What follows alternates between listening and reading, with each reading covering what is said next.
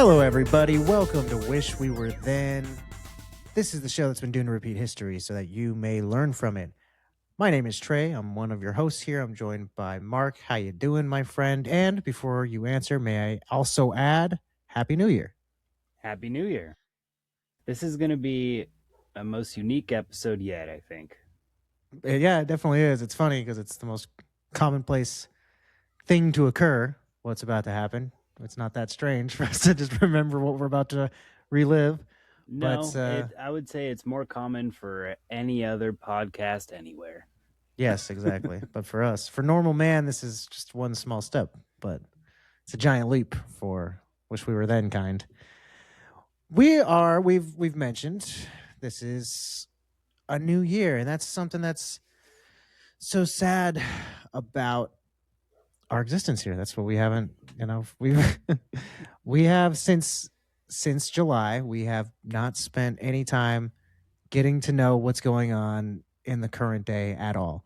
And honestly, it feels like a joke, but when it comes down to it, looking over all the stuff that actually occurred, I know I'm usually not very in touch and very in tune with what's happening in the pop culture sphere or in the the popular world, the things that normal people like. I'm not that tuned into. But this year specifically, I don't know if it's because we've been doing this podcast, but it definitely felt like, man, where have I been? Jesus Christ. But That's 100% how I feel. Everything, the music, the movies, yes, even the TV shows. right. What we're about to do, we are going to talk about the year that just ended. This was the easiest use of our powers so far. It required very little of our energy to happen. We're about to go back to It the didn't year feel like 2000. it. That's true. Yeah, this is the hardest one, to be honest. We're about to go back to the year 2025, which was just ended. We thought that'd be fun to do for our New Year's episode. We debated, should this be the first episode of 2026 or the last episode of 2025? It does feel funnier to have gone back to 2025 right after it ended, so I like that decision. Also gave us a little bit of a break over the holidays. We're actually recording this on the 4th. This is coming out on the 5th, so this is our quickest turnaround we've done. But we really wanted to be able to have accurate data for the year. I mean, as not part that of it. data was going to go away. But it did, yeah, exactly. I didn't. Nothing changed. I think though that there was a part of my thinking that was like, what if on January? What if we record this at the end of December, and then on January 2nd, a whole bunch of new information comes out? I'm gonna be bummed out if I'm like, more solidified lists of things happened, where it's like this was actually number one because they didn't count December in those other lists that we looked at. You know what I mean? Yeah. And so I mean, I did. There was some of the research we'll talk about a little bit. There was some research that did have that skewed aspect to it. In my head, I was worried about where I was looking it up and thinking, is this going to change? A couple weeks ago when I was first looking into it, when we were thinking about doing this, Yeah. and I thought, this is what Billboard's saying right now, but like, is this going to change? And then I saw like what the time frame was that they were running off of, and then that just raised a bunch of questions. We'll get into all that later. All the record keeping got very interesting, especially for having done this for so long. We get into a flow when we do our research. I mean, most of this stuff is kind of more or less laid out in front of us. But this is a time where they're like, nobody's gone back to do the work for this. Yeah. Yeah. No one's neatly encapsulated all of it and going, here's a story about that outlines the entire year for you. We're doing that right now. We're the ones doing that. So in 50 years, when people are doing podcasts about the year 2025, they'll research this episode or whatever media they're doing in the future. I'm sure it won't be podcasts, but I think that one of the striking things is how much things have changed. A lot of times when we do the 10 years ago episodes, because that's where we've decided to kind of keep things, in terms of trying to be nostalgic and retro and actually going back in time. It feels like 10 years is as close as we want to go. We don't want to be going back 5 years. That doesn't feel like it's far enough in the past. So we've been talking about doing 10 years for the most part. And it usually feels very similar to nowadays when we do those years. But doing 2025, it's like, man, so much is different than all the years we've been talking about and looking into and everything else. Like, a lot of things really have changed in that period of time, obviously. But, I'm not used to 2025. So what can I say? I'm the first time I've gotten to experience it. Also, before we jump into everything, we understand that a lot of things have gone on that are either controversial or mean a lot to people. So we are going to stay on the lighter side of things for my and Trey's sake, Yeah, if yeah. nothing else. Yeah, I think that's you guys know what happened. You know, that's really the biggest thing of it. Like I don't want to relive this and I don't think everybody else wants to either. Like you guys, we don't need to remind you because that's all we ever do anyway. We don't go into like the minutia of a lot of these stories and be like, here's the opinions we have of them. Most of the time, and we give some of that stuff, but you know, we're not giving it apart. We're just explaining to you this is what happened. Did you know about Watergate? This is what it was. So Yeah. I don't need to tell you what happened with all these news stories. You guys know about them, and if you don't, go look at it. It's out there. I'd rather tell you about something fun. We're gonna just be brief with the news and then just kind of tell you other stuff that happened this year. Okay. I want to start because mine I am so excited about. Okay, go ahead. Okay. So December 22nd, talk about the end of the year stuff that we might not have been able to get to. You know what I mean? Yeah, yeah. I'm glad we didn't do this one in like July and just Okay. So we haven't talked about like later in our years. We go back to a certain point, but in 1947, the Black Dahlia murder happened. Mhm. And if you don't know, it was an upcoming actress named Elizabeth Short. She was found dead near Lover's Lane in Los Angeles, California. Her body was mutilated, severed clean from her waist in half. Okay. Grotesque, brutal scene. Yeah, Go look yeah. it up. I'm not going to describe it anymore. There was a movie about it. That's at some point during the 2000s. I want to say 2007, maybe earlier than that. But I've never seen it, but I just knew about it kind of from that time. I just knew it as like the case, and I never looked into it or anything. Isn't there a Um, band called the Black Dahlia Murder? Probably. I think you're right. Yes, I think Yeah. there is. So yeah. So it was like somewhat referenced when we were younger Yeah. in high school. Yeah. So an investigator has reopened this case, and long story short, he took all this information from the census bureaus of that time frame, and then he used AI essentially and put all of this information through because he was looking for something. His idea was that the Black Dahlia murder was the same person who did the Zodiac killings. Okay. So come to find out, he was correct. He took the ciphers of the Zodiac, he put them through AI, and then he like because in those he had said this is my name, and then he did a cipher that nobody could figure out, nobody ever has. And then he did the census to make sure that this person that he had found was in fact in those places at that time, and his name was Marvin Margolis, aka Marvin Merle. So he had lived in California after getting out of the Marines and went to medical school. And then the Black Dahlia murder happened in 47. And then he moved back to Northern California in the mid 50s. And then a couple years later is when the Zodiac killings would start.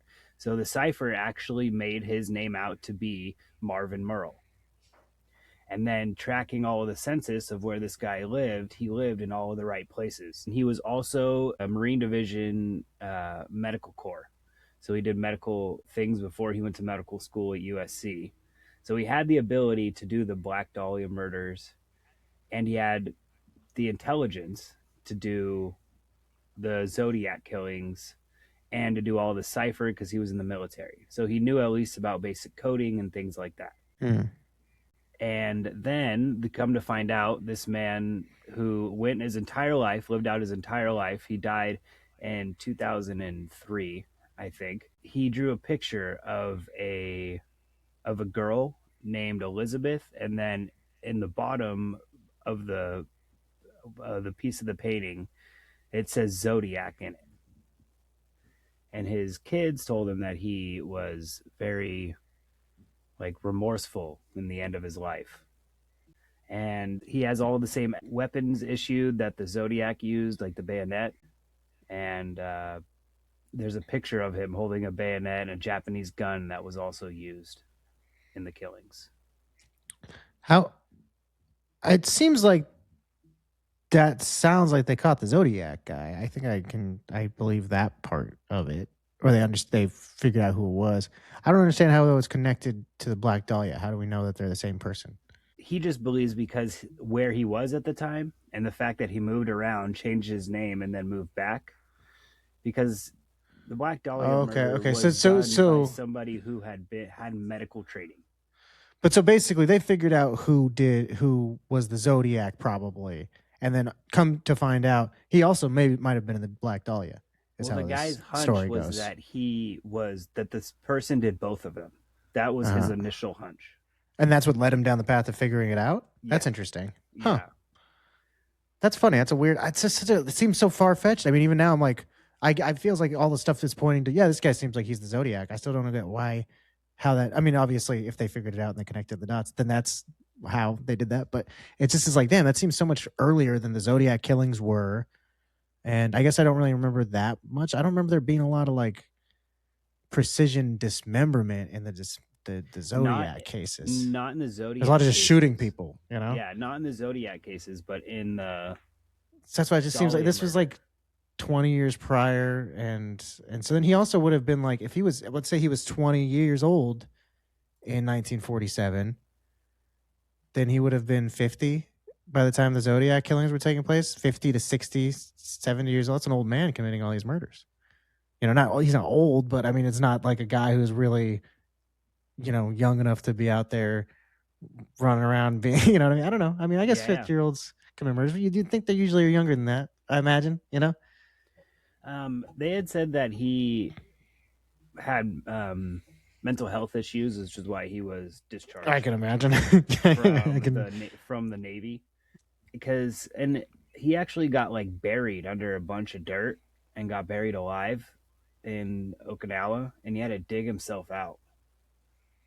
A And prank like gone wrong or he what? said, It's like I hate this guy. I hate Merle. Bury him. yeah, but he had to go through a military psychiatrist after that, or a psychologist, Oh, and they said that he had higher aggression since the hmm. whatever happened. He got buried alive. I don't know how that happens, but I can imagine it really. You're I the think worst, it was like some worst kind for of wear like afterwards. I think it was either like a foxhole or like an explosion. Yeah, yeah. Foxhole makes sense. Like any trenches, I guess, are more common in warfare than we tend to think of. Well, Digging even in those, holes. yeah, even in those wars, Yeah, it's yeah. not like it's Dig, World War One, but dig a lot of still. holes back then. But they caught the Black Dahlia and the Zodiac killer. Unless somebody comes They out and figured it disproves out. it.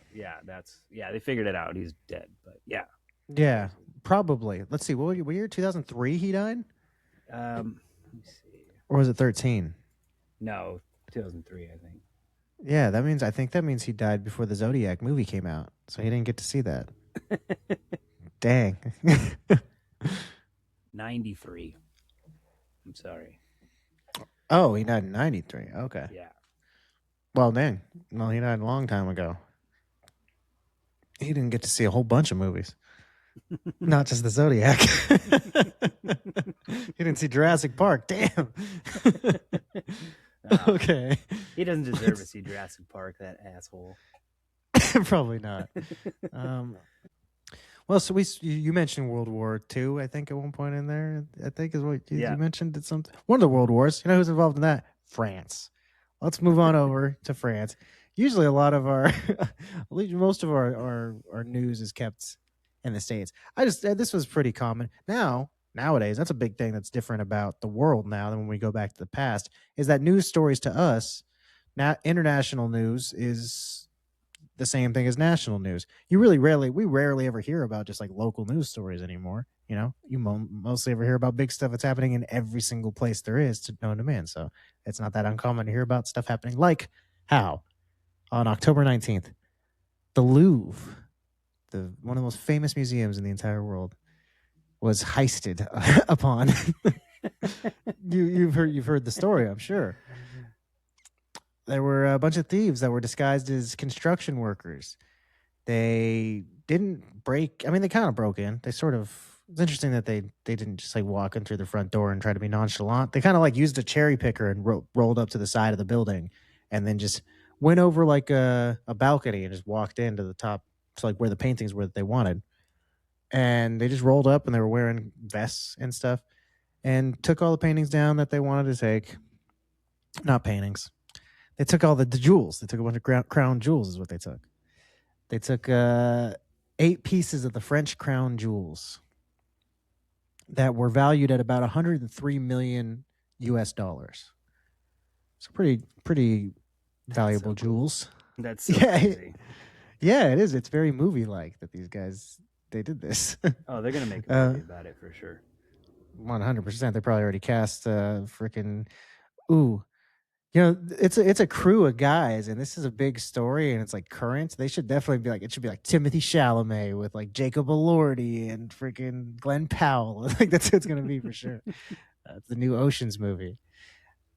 This the whole like robbery lasted less than 8 minutes, and it happened during the course of normal business hours. That's what I was saying. They didn't really break in. They didn't like have to like they. It's not like they had to know fun codes, or like repel from the ceiling. They didn't need like a little They didn't even Asian have guy that to was really pick a ill. lock.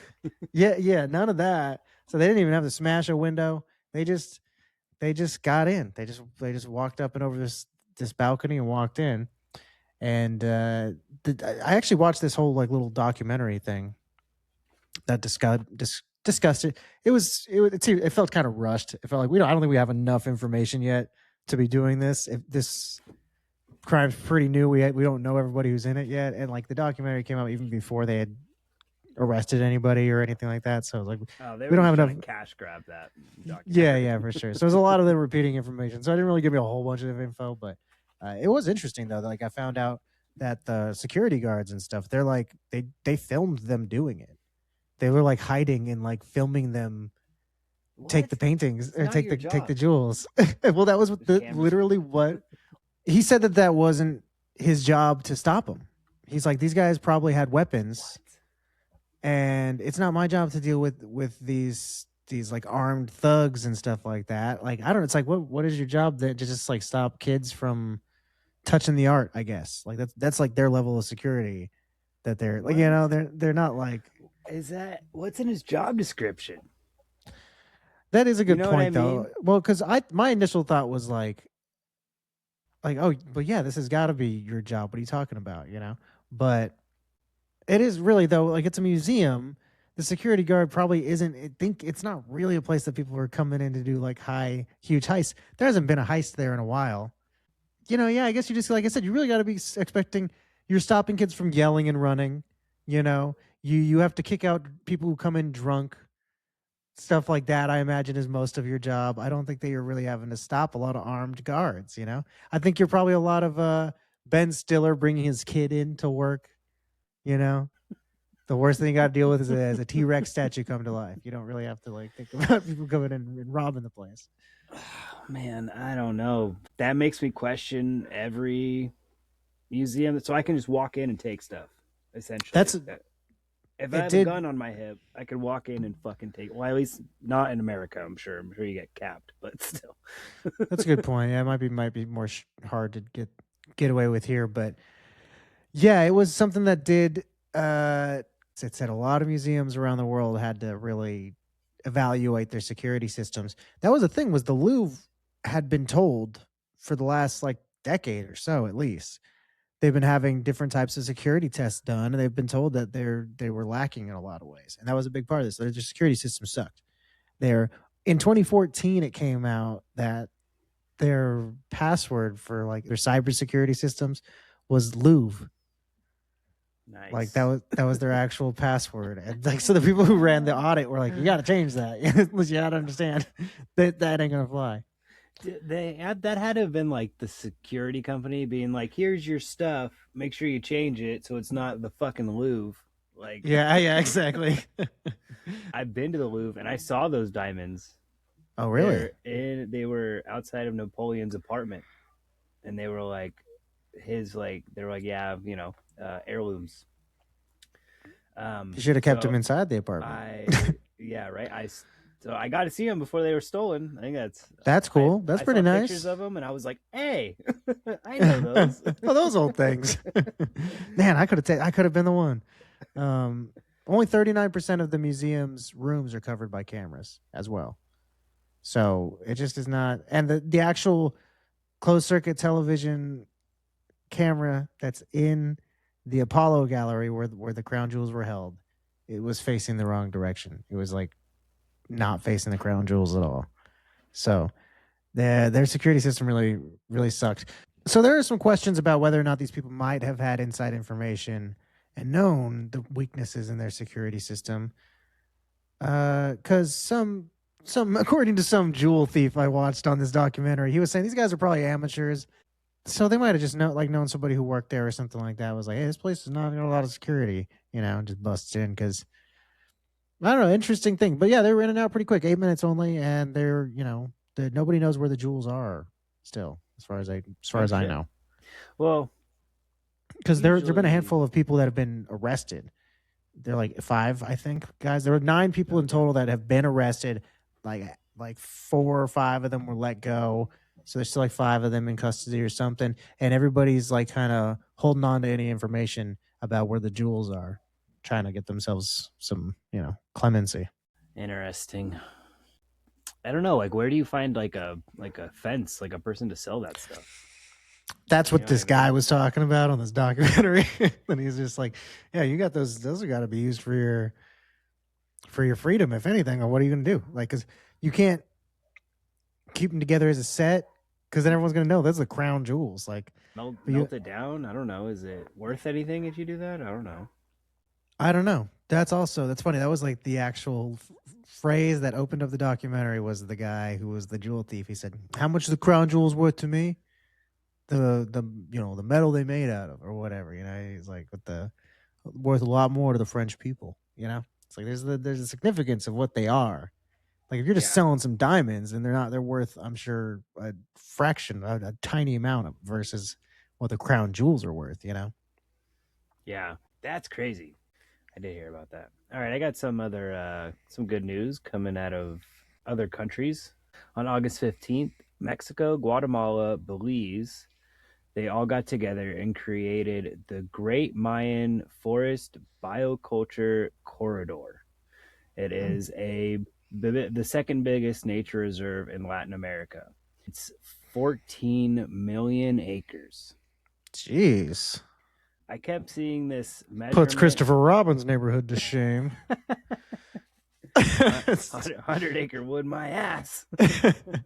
How many stuffed animals can you fit in this forest? And then it said the second biggest. So I was like, that has to be Brazil, right? Has to have for the The Amazon. biggest, They have yeah, to like have the biggest nature reserve. I kept seeing this measurement for 5.7 million hectares.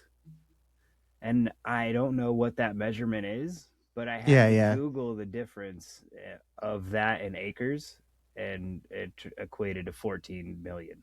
What have you ever heard of that? I've heard the term. I don't really know. It's sort of like It's nautical miles to me, where I'm like, I understand that that's how we say it different times. We say different things, but I don't really know what the difference is.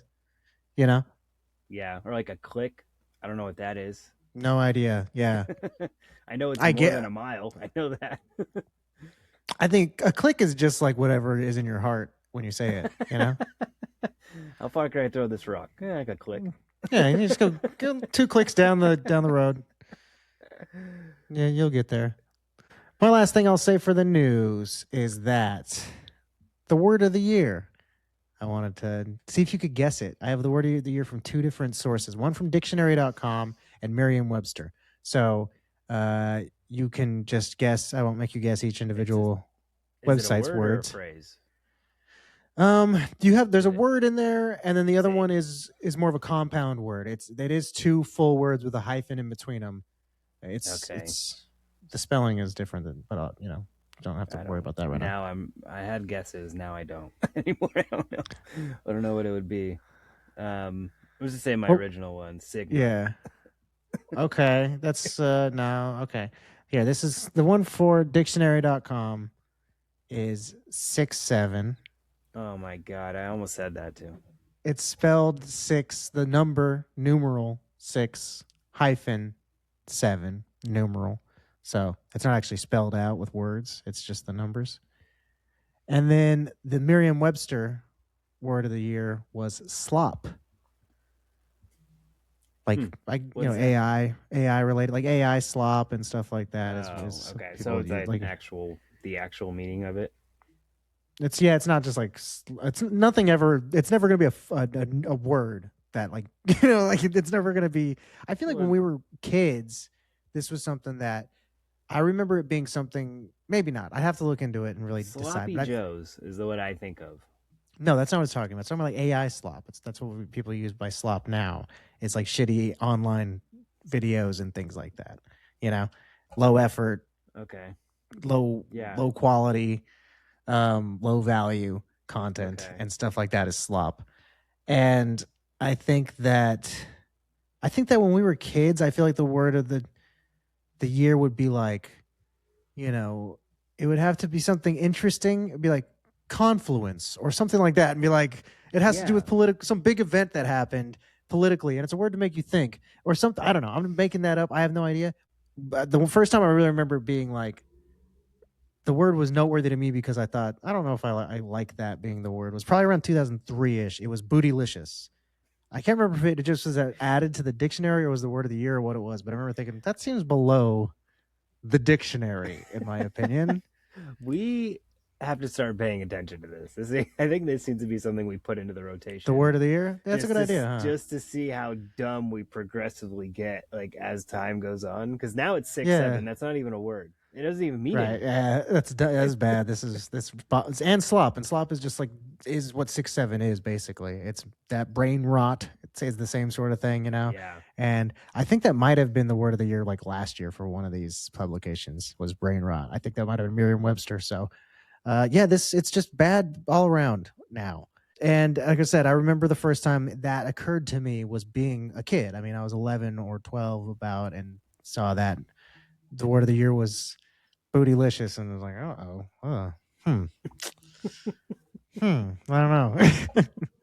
Like I said, it should be like Uh, equatorial. I don't know. It should be a word that is like some. Oh, there was that news story that had to do with this, and now people need to be knowing new words. Not like what hey, are everyone said people's 6-7 this year. That's funny. what are people's words of the day now? You know what I I mean? don't know. Yeah. Swig. I was gonna say there, like it's just like really simple, just vocabulary words. It's like Yeah, six ass. seven slop. Yeah, yeah. Proper pronunciation of things. This is yeah, it's a little bit depressing that it was 6-7 and slop, but that's what it is. That's what it was. So feels it also reeks of the dictionary trying to be desperate to be cool to kids. Mm-hmm. Like 6-7 is the word of the year, huh? What the fuck? The dictionary's so cool, right, guys? Like, don't forget about us. Like, you're a book, motherfucker. You're on thin ice. Even though you're a website, you're still basically a book. All right. Let's move out of the news segment and get into the tubes of toothpaste is where I'm headed next. This is the food section, but the first thing I have to talk about is a toothpaste. It's food related. High Smile toothpaste is a brand that came out with a very interesting flavor that was a partnership with a very well known restaurant, Kentucky Fried Chicken. This this High Smile toothpaste tasted like KFC. Basically, No. I don't know, just the chicken. I guess essentially, and I guess it was very very accurate. No. Yeah, they did a good job apparently. And yeah, this High Smile is they're very talented when it comes to recreating nasty, weird flavors. They do a lot of like interesting Why? flavors. All of their flavors are strange, like cotton candy and like, Well, that you makes sense for like know, kids and stuff, but it's yeah, like, yeah, yeah, yeah. Like lime, like different flavors. They do fun flavors, but they also do things like Chupa Chups, like a bunch of different flavors of the lollipops, and then oh Lucky yeah. Charms, Hmm. Wonka chocolate, and everlasting Gobstoppers. Gobstoppers makes sense. What The the chocolate fuck? is the one that gives me pause, and Lucky Charms. But these are all still in the realm of things you'd want to have If you're trying to get your kid clean to your brush his teeth, mouth. Yeah, yeah. Those are all those things are for. KFC is the first joke. The chocolate one's a little weird, but KFC is the first very full on. This is just a funny joke to buy That's KFC toothpaste. great joke. I love it. That's fucking awesome. A reviewer for sporked.com, he said it like I said, he said it was great. He said it not great, but it did a great representation of KFC chicken. It tasted like grease even, and he said he could taste some What? level of other things like maybe mashed potatoes and gravy. He said possibly was in there a little bit, but he likened it to Wonka's 3-course dinner chewing gum. Dude, that That he company was should make that. That would be cool. That just would make sell. gum. That'd be cool. These flavors, I mean, the flavors nowadays. You've tried a bunch of. I don't know if you have you ever had like the pranky packs of the Bud Light seltzers. The prank. There was a not pranks, but they had like a run of doing weird flavors. Like the holiday pack would have toasted marshmallow, and it Uh, tasted exactly like a toasted marshmallow, and it was like, this isn't good. I mean, it's bubbly water that tastes like a toasted marshmallow precisely, and it was like, this is weird, I don't like it. That's but weird. it's interesting. So yeah, they could totally do anything with flavors nowadays. So yeah, they could make gum that tasted like a 3-course meal if they wanted to. I don't know if it could transfer from one to the other. You might have to take out one piece and put in the next. Yeah, well, speaking of, actually, did you have the Coca-Cola Oreos? I had the Oreo Coca Cola. I did not have the Coca Cola Oreos. But that made me think of it because it's a drink that tastes like something that it shouldn't. All right, I got a news story. McDonald's came out with a Happy Meal for adults, and it was Hmm. a Stranger Things based one, and you still got like a little figure, but it was like 11, like the from the movie, Mike, Dustin, Will, and a small little Demogorgon figure is what would That's come in cool. them. Oh, that's pretty cool. But then they, at the end of the year, they came out with the Grinch meal, and it Oh yeah, came, yeah. With like and pickle fries and shit. yeah, pickle fries, and then you got like a Big Mac with chicken, and Oh, that's uh funny. and then you got Grinch socks.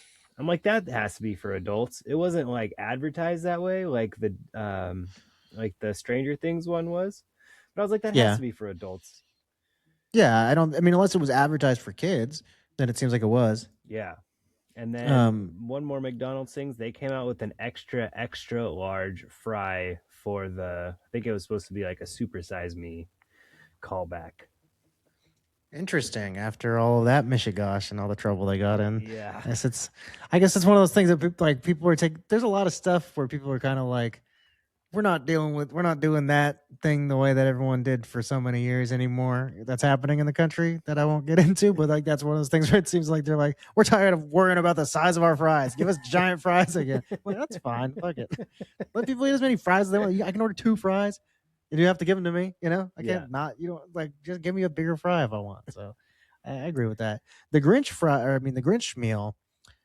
The Grinch meal. Every time I've gone in to McDonald's, I now it's past that time, but I just would only ever see signs that said we're sold out of the Grinch meal. That was the how I heard of it, was like, oh, apparently there's some Grinch meal that's sold out everywhere. So I didn't get to try it. I really want to try those pickle fries though. That sounds cool to me. Yeah, I would eat those pickle fries. I like pickles and I like fries. I'm down. Let's do it. Speaking of nuggets of chicken McNuggets here, I got a very interesting story to tell you. In Tokyo, researchers have grown a piece of chicken in the lab. This is lab grown chicken. This is the largest piece of lab grown meat that's ever been produced, coming in at a whopping 2.7 inches wide and zero point 0.7 inches thick. So it's not Okay. feeding the family yet, but it's still, we're getting somewhere. They're making meat, for Christ's sake. That's pretty fucking scary, huh? Yeah, I don't know if I like that. It was I thought wait. they do like artificial meat though already, but it's made out of like plants and stuff, right? Yes, yeah. This is like This fucking was 3D copied meat or what? basically it came out to a third of an ounce. I'll say before I get onto it. This was not made of food grade material, which I guess it's basically, they're like, they have the ability to grow meat I don't know if it's basically the quality of the ingredients they used or whatever has to be different. I don't know what actually makes this chicken, to be honest with you. Yeah, If what it didn't makes it come, meat even if it's not like grown organically? Because I feel like what that's makes part it of what. food grade, what makes it not food grade. I don't know what any of this really constitutes anything.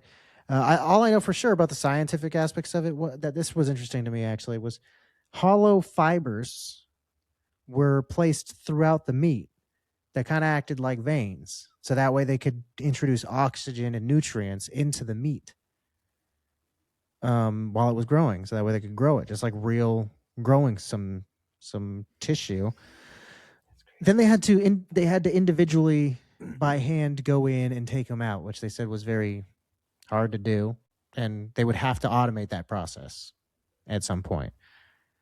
They also did not try the meat, so it's not made of food grade materials, and they have not tasted it or anything else. They just did it. That's all we know for sure. But it's I guess the point is they can start doing this. One step. Give all this information to AI and just let it go.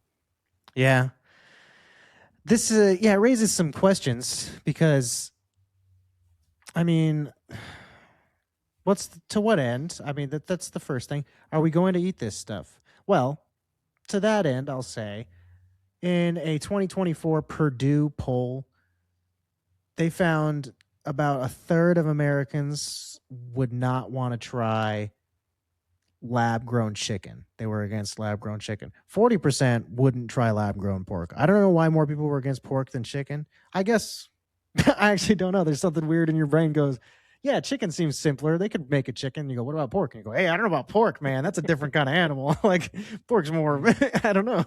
It's Maybe more more unique people don't taste. eat pork in general for like religious reasons. Maybe that number's already Yeah, lower because of that. you think that would make it higher? I guess not. But yeah, you would think it would be like, hey, look, you can now. What do you think that has to do? Like, if you're not allowed to eat pork for religious reasons, this isn't actually pork. Do you think God's still upset about it? You know? I don't know. Yeah, maybe they call Oh, it pork. really? It's still. I We don't know. are We in are. a scary time. Oh man. Sci-fi novel opening chapters for real right now. The only places you can sell this type of meat, lab grown, is it's not really available anywhere yet anyway at any level, you know, let alone this one piece that's kind of sizable chunk. They're not selling anything anywhere, you know. But the only places that would be legal to buy would be Singapore, Israel, and the United States of America. So we can start feasting upon this stuff pretty soon. Interesting. That's all I got for food, but it's a good segue into technology, I think. Huh? Oh yeah, yeah. So I got a cool little fun fact for technology here. Julian Brown, age 21, a man from Georgia, has been developing a, let me get this right, a solar vacuum continuous microwave pyrolysis reactor. This machine converts plastic waste into gasoline and diesel. Mm. He has been making it for over a year, so he's just been still developing this, but now he is getting the ability to make a professional grade one with a company with it's going to be a larger Oh, okay. scale. It's going to be a larger scale. It's going to be solar powered, which his is already, and it's going to be mobile. So I think the mobile aspect is for him to go around and sell this idea. He's already fueled Like the Wienermobile. Yeah, pretty much. He has already fueled multiple different kind of cars. He actually refined one of them into jet fuel. He is doing a lot.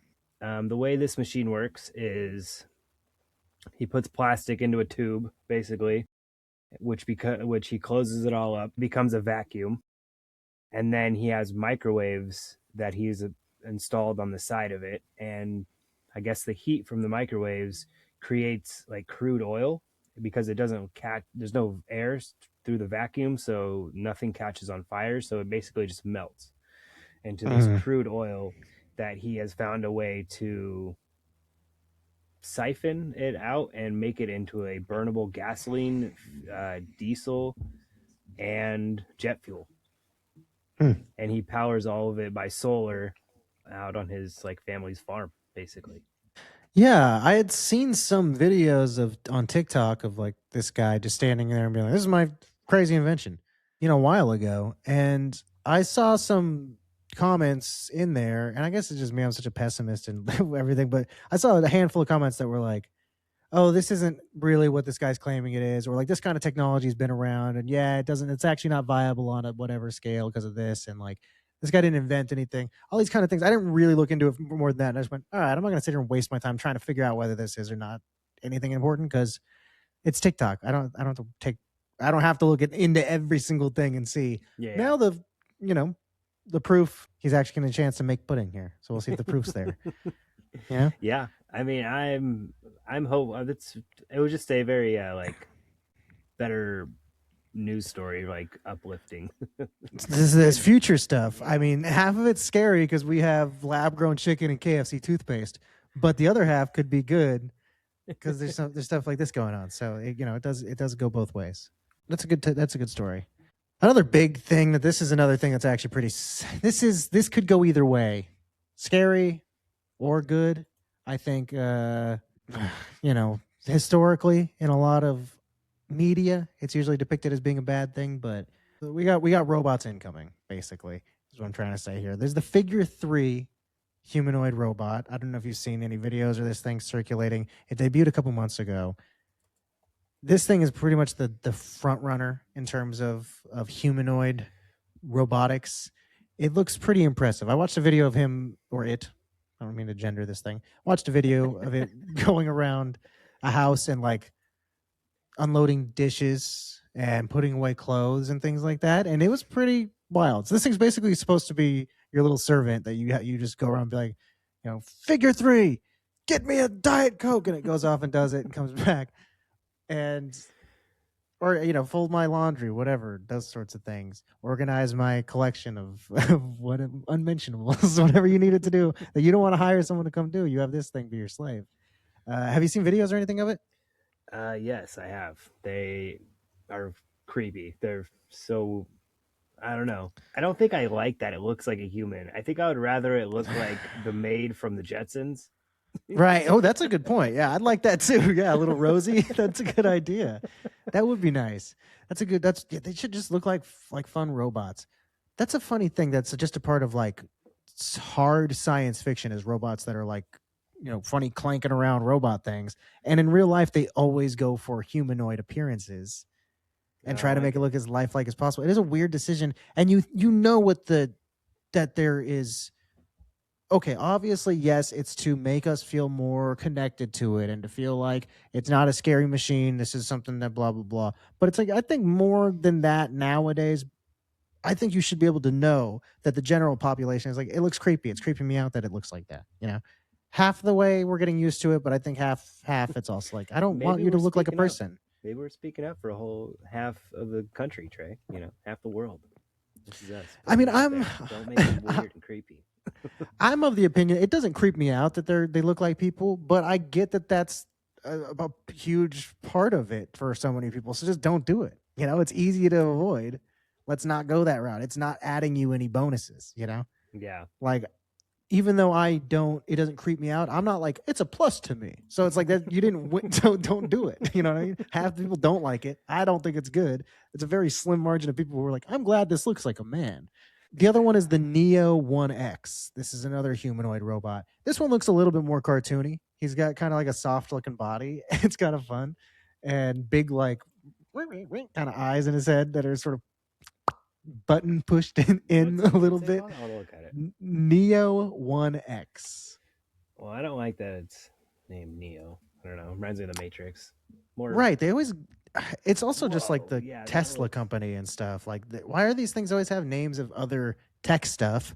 Give it its own name. This looks like an 80s English Yeah. sci-fi TV Yeah, show. that's exactly what it looks like. I kind of see it knows it's a robot. You know what I mean? Like its eyes But look like cameras, and it looks like it has headphones on the side. I like the something phones. about this though looks more like a guy in a suit though. Doesn't it? Cuz it's so soft and like You can like cuddle it.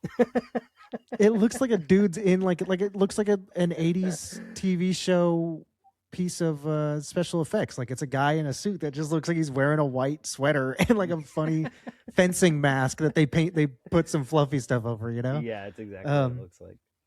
this one though, the interesting thing about this is it actually you can pre-order it now. The How other one much is is it? it's about 20K. What? You can get a pre-order for this bad boy. That's not even that expensive. Not really. I mean, if you're the type of person who's looking into getting a robot, that seems manageable. I don't have the money for it, but I'm also not the person who thinks I could get a robot, so I'm not like looking for quotes. You know I what I don't know. mean? I just expected it to be like $200,000. Like I'm making you a robot, dude. Like I'm gonna charge you up the ass for it. You know what I mean? Yeah, Like it's less than a Corolla. you're gonna need a loan on my robot. You know what I Yeah, mean? yeah, Like yeah. This is really just like it's totally coming into the market as a piece of like technology.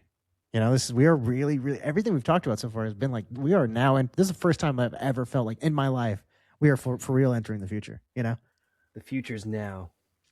I mean, that's always something we talk about, and you make jokes and you go, "Wow, this really, man, can you believe you can fucking use a QR code?" I've never been this blown away by something, and we've talked about a lot of things, and I've seen a lot of stories in the past that have been like, "This could be cool," but they never come to fruition, and I've never been the type of person who bites early and goes, "Man, can you believe we're gonna have a flying car?" Or like the kid with the plastic turning into fuel. I didn't immediately go, this is crazy. I waited a year and a half until now I'm hearing, oh, he's got some funding and stuff. Okay. Maybe we are living in the future. Like Yeah. this is really happening. Yeah. Yeah, man. We really are. I don't know. I don't like the AI part of it. It scares me. And this is just like where they're just gonna put AI in those things, and Yeah. then it's gonna be The like figure fucking three, Terminator. here's the interesting stuff here. The figure three, I know for sure it's got AI that's integrated into it. That's part of how it works and all this kind of stuff. So you're totally signing on to that. And it does feel like we're 100%, everything going on in the world feels like we're just totally starting Skynet. And why? Why did we decide to go down this route? Nobody really knows. None of the general population wants this, and everybody's upset about it, but it's happening. um, and then the other thing is this Neo 1X.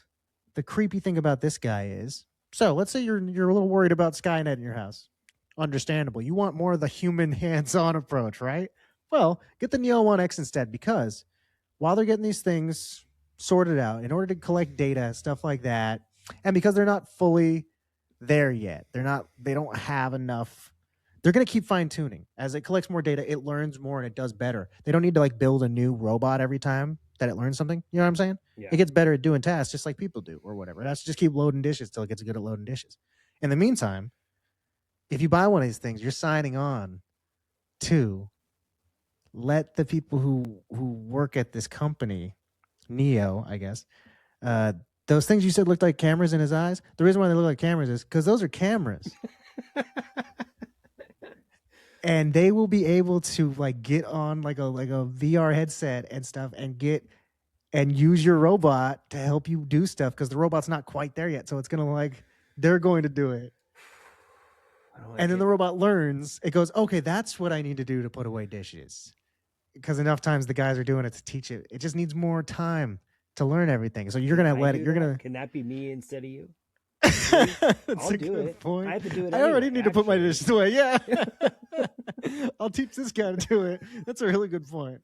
Man, I can't imagine the guys. It's like it's the guys were European from some sort. They were like white European dudes with like blonde long hair in the video that I was watching. So they were like, I don't know, Swedish or something like that. So it kind of seemed like maybe they're more communal, maybe more open to that sort of idea. It was like, if you're getting this now, you're signing that social contract. Like that's how he described it about letting in. That's crazy. He said there's big brother and there's big sister. He's like big brother over watches and all this other stuff, and big sister is helpful. He's like, I view us as being big sister. And I was like, feels very European ways of looking at this stuff. Their government's different than ours. Their Yeah. ways of life are different, I and mean, to is that us, different than hiring a maid? yeah, is it really? Yeah, I know. It can't. It's a lot harder for this thing to steal from you since it lives in your closet. Like Like I said, it's just like creepy to me. That's just like it just I don't know, fear of the unknown. Maybe I'm from a different generation or I don't know, but I don't like that. It feels like an invasion of which privacy one? to me. Which one do you go for? Do you go for the AI Figure 3 robot or the Neo Now 1X I wait human until it's human in there? completely If you have AI. to get one now, if you have to go for one or the other, I guess I'll which get would you the take? other one because I would deal with the way it It looked. looks cute. I would get no, I would get used to the other one as long as somebody else isn't operating it from the other side. Because this thing, I can't fight this thing. What if they come up and it's like, okay, it's gonna fucking kill you? I think Like that you're fine either way. They move pretty slow. Both of them are not very on point physically. They for barely can put now, away dishes. You know what I mean? for now, I don't know. It's like doing jujitsu in the backyard at night. Yeah, when you're like asleep, this thing's out there just training.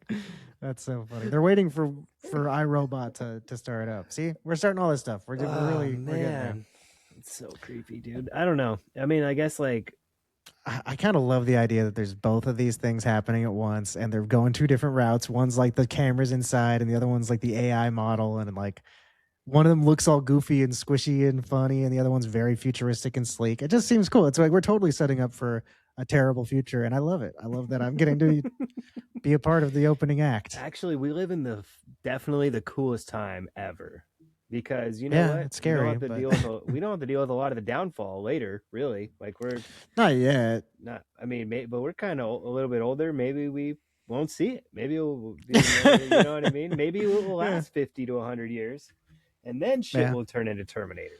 See, but the problem is that by then they're going to be able to keep us alive for so long that we'll just be like We're gonna be like two, consciousnesses in a vat, like just sitting there like watching all this terrible stuff happen. be like George Washington's head in Futurama, Yeah, just like yeah, watching all this exactly. bad shit happen. Hmm.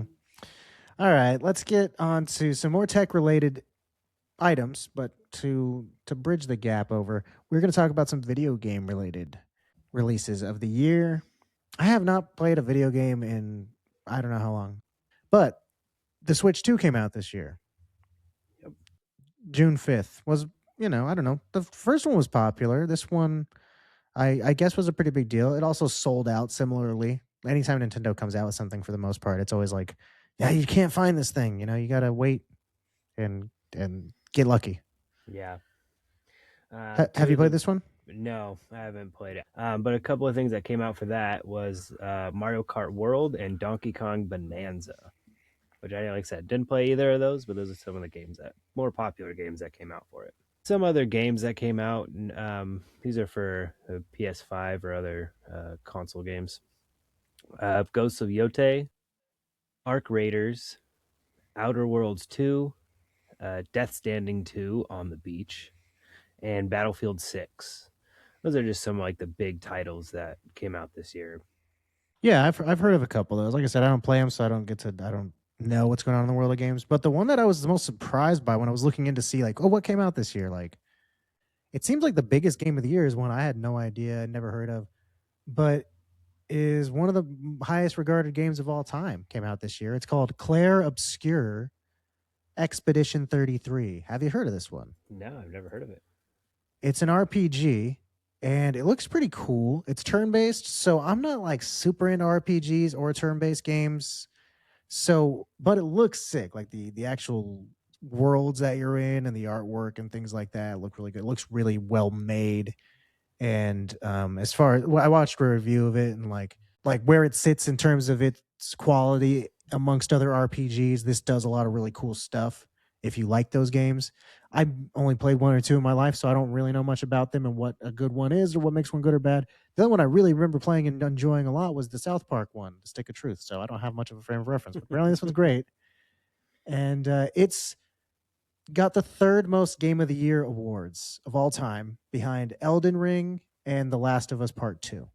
Dang. So this is supposedly one of the best games ever. I played Last of Us 2, and that game's awesome. So Yeah, Last of Us 2. I'm gonna watch this little trailer. This I don't like turn-based games either. That does not yeah, like ever do it for me. It's like I want to be in the action. I like role-playing games. Like it's apparently an amazing game. I had never even heard of it. Has a weird name, Claire Obscure, but I thought if I had the ability, I'd probably check it out, but I don't, so I won't. But I'm not if I going ever get a to. I'm not gonna lie PS5, to you. maybe I will. Right. So moving on to sports that happened this year. Let's start off with the champions. All right, so the NBA champions were the Oklahoma Thunder. The NHL champions were the Florida Panthers. The NFL champions were the Philadelphia Eagles, and the MLB champions were the Los Angeles Dodgers. And I wore a shirt for it.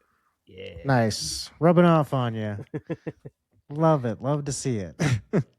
That makes it better because I mine was a little tenuous this week, so I'm glad you have something better than I did. Yeah, the OKC Thunder. This was the first time they'd ever won as the Thunder, like in their franchise history. I mean, they're a relatively young team, but the last time they won was back when they were the Seattle SuperSonics. So they actually the first time, which I could have sworn they won sometime in the last like 10 years, like back when Russell Westbrook was killing it all the time. But yeah, I guess they never and Kevin Durant was on the team, all that, but no, never won a championship. So first time they ever won. Good for them. Good for them. And we're not talking about one of the other many NBA teams that usually come up on the championship roster. Yeah, which speaking of one, I did want to talk about while we're on the subject of the NBA, the Los Angeles Lakers, one of the teams we always talk about every week. But again, always have something interesting. Usually they win, so they get briefly mentioned. But they had one of the most interesting sports stories to happen, and one of the biggest like trade debacles in NBA history, and really sports history. A lot of people have said has occurred, and they were the benefactors of it. So they Lakers lucked out here. They luked out, let's say, because on February 1st, the Dallas Mavericks traded Luka Doncic to the Los Angeles Lakers for Anthony Davis for no real reason anyone can tell other than the fact that Luka was he'd get kind of chunky in between times when he should be doing well, like when it wasn't like time for him to really be buckling down and playing well. He'd get kind of big, he'd get like up like in the high 200s, like 270, Didn't care. Yeah, that was the thing. People said he had kind of a shitty work ethic. But he still, all that being said, he still was already one of the best players in the league at the time. He had just led the Mavs to the finals, and he had made 5 NBA all teams, as well as 5 NBA All-Star appearances in 5 of his 6 first years in the NBA. The only time he didn't make those teams was on his rookie year. Every other year that he played, he made those teams. So obviously, this guy's a great player, and he's like huge for his position. He was easily someone they could build a dynasty off of. So it just made a lot of the fans mad that this happened. It was a bad decision. Anthony Davis, he's a great player, but he's also 6 years older than Luka. So it didn't really make it. It wasn't like they were getting even LeBron James. LeBron James is a lot older, but then you're like, okay, well, now we're trading a guy who maybe Luka will turn into LeBron one day and we'll make that bet. But we get LeBron now for the next couple of years until he's not old enough anymore. Anthony Davis isn't going to come and transform your team into the winning championship team, So yeah, that's a good point. The general manager, Nico Harrison, was fired on November 11th, basically for his decision making here. But yeah, so one of the biggest trade mishaps that's ever occurred, Yeah. More of the same when it comes to sports. More Lakers news. Oh, that stinks. But I have some much different news when it comes to television ratings this year around. Television has definitely changed since we've been doing these episodes, or since the years, years that we've been, yeah, since the last year that we do in 2014 or whatever the most recent ones we've done is. Yeah, now, and this was one of those things that really did make me go, damn, the world's much different. I couldn't find the Nielsen ratings like I can for old years. I don't know if it's like if it's just too new of information and you need to be an insider of some sort, maybe subscribe to something. I don't know. It's $8 a month. Maybe. I mean, or like Billboard. Like Billboard, you need to be like a subscriber of to like get current information of a lot of the time, a lot of their stuff, So and a lot of this stuff is for actual industry insiders. They need the information that we don't, as the public, need this yet. Give us a couple of years, we'll tell you how All in the Family did, Yeah. But this stuff, I couldn't really get a lot of their actual information. But that being said, I did get my hands on a list that they put out, which was the first time ever in Nielsen's history. This was exciting. That hey, maybe it's hard to find what their official list is for the year, but the first time that they've ever done this, they put out a list of streaming and regular style TV combined. Okay. Because we talked about before, like I'm sure their list doesn't really matter as much anymore because people don't watch they watch Netflix now, and I don't think Nielsen knows what's happening on Netflix. So I guess they're not going to matter if we ever talk about years like this, which they kind of weren't about to until they decided to do this. So they made a good pivot because people still care what they had to say because they're the way to because Netflix doesn't tell us. Nobody else tells us their information. You know, Yeah, like they're just like they'll just have like those rankings, like this was number one today or whatever. yeah, Like, we don't know how many viewers that is or like how yeah, that compares to who's on Paramount Plus or whatever. So Nielsen got the first time ever they were able to put together a compilation of all this information. Pretty cool. That being said, it was only over a 35-day period. Don't know why that short amount of time. That period ended in early April, so you're not really in a great snapshot of the whole year. But I got some info for you. So there you go.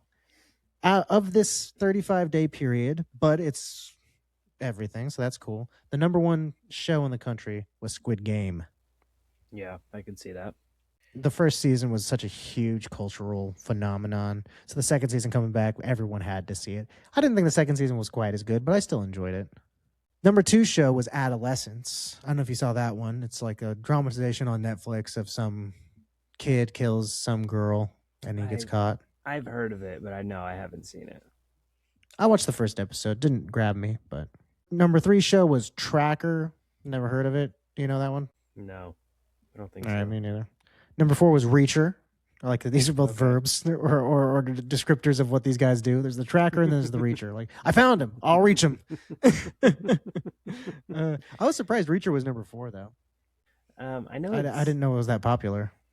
yeah, I know it's been popular since that one guy's been doing it. The guy from The Office. Isn't he the person who does it? Oh, no, the show is like Alan Richardson or whatever.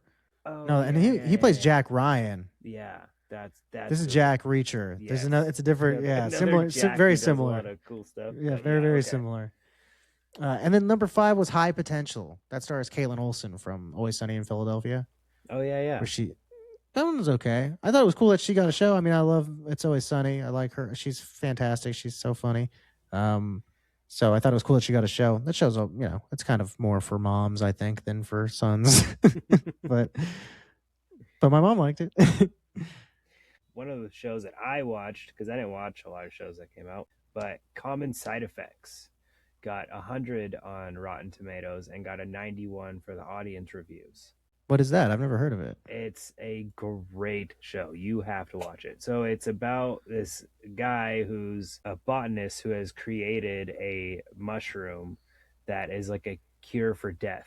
It grows in this like very specific place, and the people that he was like working with are trying to get it from him.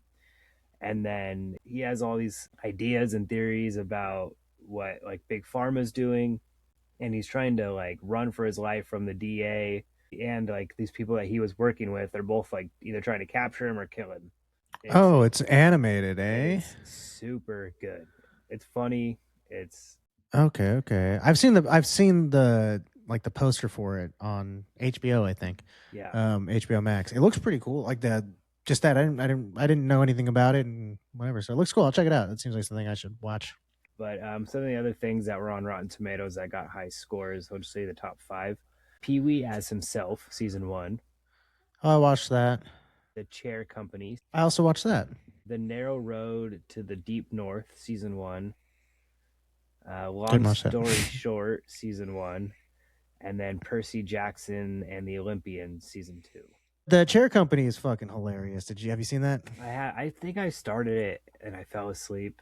And Oh man, it's so funny. I thought it looked serious from the trailer I saw, and I was like, I don't know if I want to see Tim Robinson trying to be serious. And then we just threw it on the other day just to see if it was good. And man, it's so funny because it's very much his sense of humor, but like in a serious setting. It's like, what if his character was involved in like an actual story, And he's just the way that guy acts is hilarious to me. Oh, are you serious? He's fucking funny. So That show's definitely worth checking out. The only other noteworthy thing I think that happened on TV really is the final season of Stranger Things came out. Yeah, that was huge. Have you ever watched Stranger Things? Are I you a watched fan? like the first season and I liked it, but I think I might have watched the second season. I think it got a little weird after the second season, and I wasn't enthralled anymore, so I didn't continue to watch it. Mm. But maybe I'll give it another chance. I don't know. It's this show that I mean, since it came out, everyone talked about how good it is. I've seen the first like two episodes a handful of times. I'll give it a shot, and then I just don't know why it never captivates me. I don't stick with it. It's not that I don't like it. I think I love the '80s nostalgia aspect of it. I love sci-fi stuff. I like the horror niche is of it, but yeah, just doesn't ever never speaks to me for some reason. So I need to watch. I really feel like it's something I need to watch though. I feel like if I get into it, I'm gonna end up loving it, but I just can't. I just can't get into it. All right, let's get on over now to the Billboard charts for the year. This is something that I was concerned at first because we talked about this. Obviously, leading up to the week, we didn't just start doing this yesterday. So even though we just recorded this right before it came out, we had some time building up to it, and I was worried that like, oh, are the Billboard charts going to be out yet? And like, it turns out they were compiled from October 26th of 2024 to October 18th of 2025. So, which I was like, oh, is that how every year is? And I just haven't noticed that it's always from October of one year to October, Yeah, October the other year. pretty much it is. Um, yeah, every one of these things is not just the calendar year, which is like that's what we're doing. It'd be nice if you all could fucking. Especially because you say that each of these is this year. Sports teams, awards, all this stuff. It's like, wait, no, Like, they don't want to work fucking. in December, Trey. All right, leave them alone. Number 5, Birds of a Feather by Billie Eilish. Released on July 2nd, 2024. Written by Billie Eilish from her third studio album, Hit Me Hard and Soft. It reached second on the Billboard chart after the music video released. Despite only peaking at number two, I mean, it's on this list because it spent 52 weeks in the Hot 100. So, had some staying power. And it topped the Global 200, which was introduced in 2020. That's a newer chart. So we never mentioned the Global 200 before. So I was like, what exactly is that chart? That came out in 2020, and it tracks digital sales and online streams globally. So this is kind of telling you exactly what really is the biggest song in the world. So the fact that she hit number one on that chart tells you this was popular worldwide for real. Yeah. It first was previewed in a trailer for season 3 of Netflix's show Heartstopper. I thought that was interesting, an interesting place to first debut Billie Eilish. Billie Eilish is one of the biggest artists, in the music industry. Yeah. To for debut her song on a trailer for a show I've never heard of, I thought was a weird move. Maybe she got a good amount of money to do it. Heartstopper? Yeah, I'm sure for her it just seems weird for that. I don't know, weird collaboration. It's not like Stranger Things or another one of the biggest things. Yeah. It was just Heartstopper.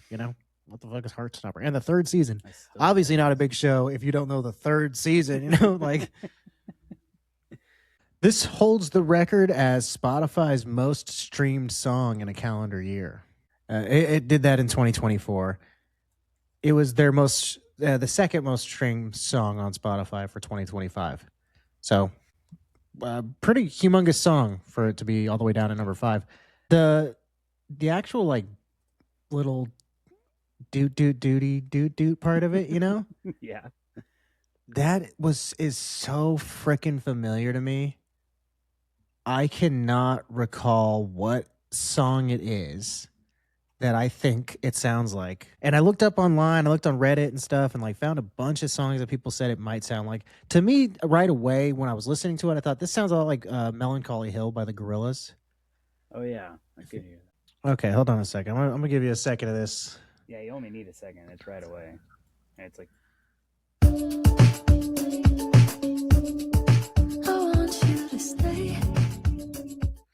Okay, we got that. And then this is the Gorillaz' Melancholy Hill.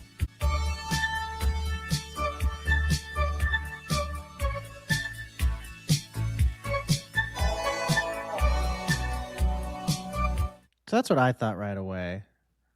yeah, I could hear it. I could see why that would be familiar. But it sounds similar, but still, I don't think it's what it what I'm thinking it is. You know, I don't know. I can't. Really can't place it. I don't know what song it is. It drives me nuts, but it sounds like something.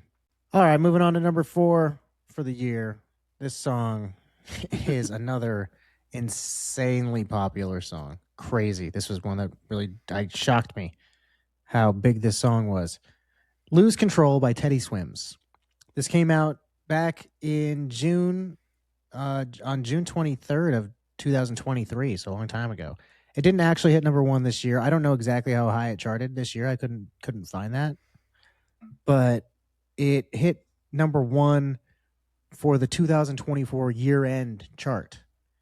So it finished at number 1 for the entirety of 2024 and then finished at number 4 for the entirety of 2025. That's That's so crazy, dude. insane. I don't think that there's ever been a song that's finished in the top 5 2 years in a row. I don't No, think so. no, this is definitely the first for us of the years we've come across. We have not been to them all. This is the longest charting song on the Hot 100 of all time, spending a total of 112 weeks in the Hot 100. 80 of those non-consecutively were in the top 10. It's related to his struggles with alcoholism and like in how it worked in his relationship when they both had dependency problems on each other and substances and things like that. So, uh wildly popular song, shocks me. I fucking hate this song. I cannot stand the way this guy sings. He sings like somebody who can sing, who knows how to who naturally can sing but has no idea how to sing and is just fucking screaming. And it's like, hey, that sounds impressive. You're gonna be able to do that for like a couple years, and then you're gonna really destroy your voice. And that's also, it doesn't sound good to me. You know what I mean? It's like, Yeah. Well, I think the music like is what carries a lot of it too. I, I think it's nice that it's got music to it. That's cool to see a lot more music on the charts this year. Yes. Like there's a lot of that. There's actual instrumentation going on again, which is Yes. cool. Mm-hmm. So I mean that's nice, I suppose, but I don't know. Yeah, this guy's voice drives me nuts. How do you feel about the song? You got any I thoughts, think I've heard stories? it way too much. I think when it first came out, I liked it because I don't know, I appreciated it, but it being everywhere all the time, and then there was like those videos that happened because like he found some guy playing that song in like a mall or something, and like he walked up and started Oh, singing it, oh, okay. and like that video went viral. So maybe that's also what helped it Stay that stay. popular for that long? Yeah, yeah. I didn't think about that till right now, but maybe it helped. Probably. I mean, I imagine. I don't know. Yeah, not definitely not my cup of tea. I didn't like that song at all. um, and but also that's again, I know I've said that a lot, but I'm just so out of touch with shit. It blows my mind that I was like, oh okay, yeah, yeah. When I saw the name, I was like, I don't know what that song is at all. And then when I heard it, I said, okay, yeah, I've heard this before. And I was like, yeah, this was number 1 last year. I would have been like, this was number 1 last year. I would have been shocked. I'm like, maybe I've heard this before. Now it's like I've had 2 years to get to know this song, and I'm like, oh okay. Lose Control by who? Teddy Swims. That's a funny name. Never heard of him. But all right. I don't pay attention to the world around me. Let's move on to number 3. All right, number three, a bar song, "Tipsy" by Shabuzi. Released on April 12th, 2024, as his fourth single on his third studio album, Where I've Been Isn't Where I'm Going. It spent 19 non consecutive weeks at the top of the Billboard charts. It was the longest running for a solo artist. It also topped the charts in Australia, Belgium, Canada, Ireland, Norway, and Sweden. And this was like directly sampled from Tipsy, the club mix, a song by Jaquan. Mm-hmm. So, and if you listen to it back to back, they're like super similar, but then they're also like super different, if that makes sense. Yeah, I mean, like there's the lyrical part of it that's in there. That's like a reference point that makes it more. If that wasn't in there, I wouldn't really think of it as being a sample. If it wasn't for him saying 1 and then come the 2 to the 3 to the 4. because Yeah. that's in both songs. But other Yeah. than that, Hmm. there's not a whole lot to it that's like that's similar. Like yeah, like I said, if he didn't have that lyrical call out, you could have gotten away with not calling it a sample because I don't think it's really a sample necessarily. Yeah, You know. that's true. Did you listen to him back to back? No, I didn't. Is it actually like is it like they took the track and changed it and put it in this new one, or is it just like he's using the same chords? It's kind of You like the know. same chords. Yeah. Yeah, that's. I don't really think that's necessary. That doesn't seem like a sample to me. It's like, oh, I happen to have written a song that uses the same chords. Well, I think that there are uh, so many songs that use the same chords. put him They up. have different lyrics and different things. Oh, that's a good idea. I guess. This is Shabuzi. Two stepping on the table, she don't need a dance floor. Oh my, good lord. Yeah, yeah. Two step with me. When did this one come out? One. Here comes the 2004. two to the three Okay, to the yeah. four. Everybody drunk out on Like the the clapping and the beat, and it's kind of like the same. tour. Like she a groupie and I ain't even no tour. No, I don't. Yeah, I don't think I wouldn't call that a sample No, I wouldn't myself. call it a sample, but it definitely takes a lot from it. I think the fact that he says the one to the two, blah, blah, blah, if he didn't say that, then it wouldn't be a sample. It'd be like inspired by, sure, or whatever. He'd be like, oh, I was listening to that song. Yeah, it's kind of got the same beat, you know. Yeah.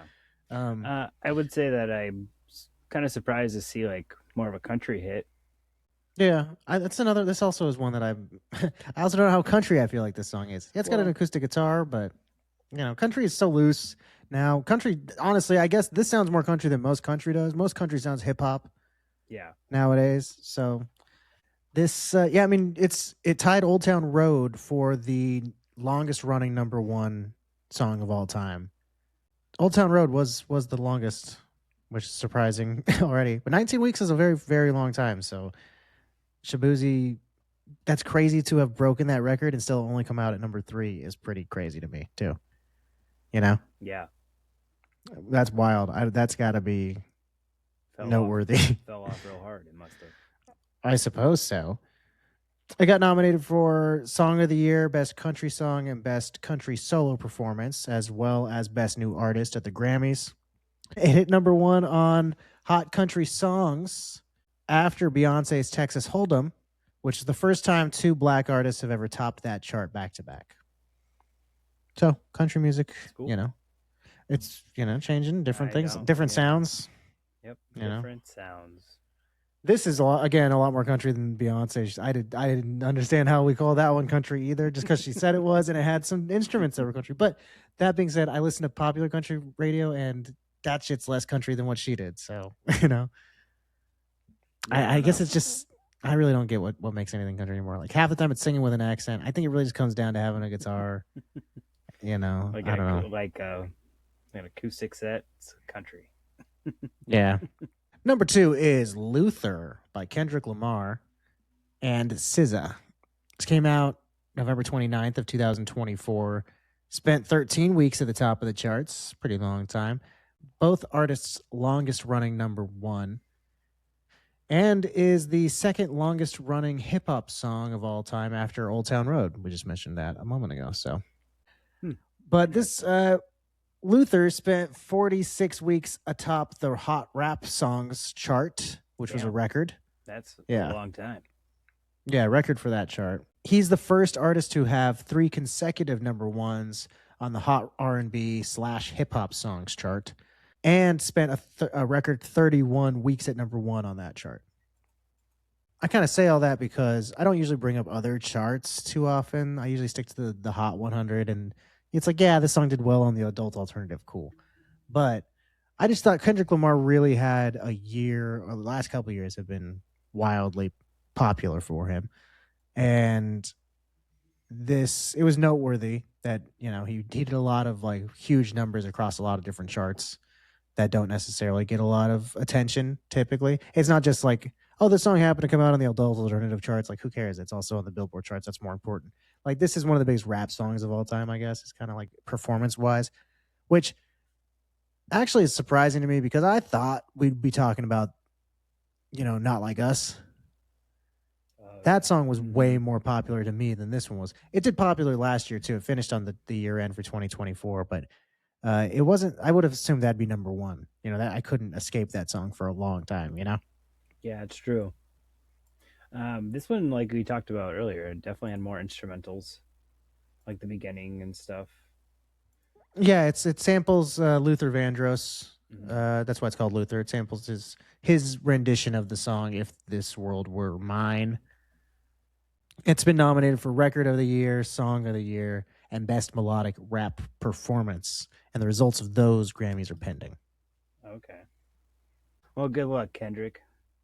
Yeah, good luck. He's on the way to the Grammys this year, so we'll see what happens. Yeah. Number one. Numero uno. It's Die With a Smile by Lady Gaga and Bruno Mars. Released on August 16th. Written by Bruno Mars, Lady Gaga, Dirtest Emily, James Fauntleroy, and Andrew Watt. It was released as a standalone single, but was later added to Lady Gaga's studio album Mayhem.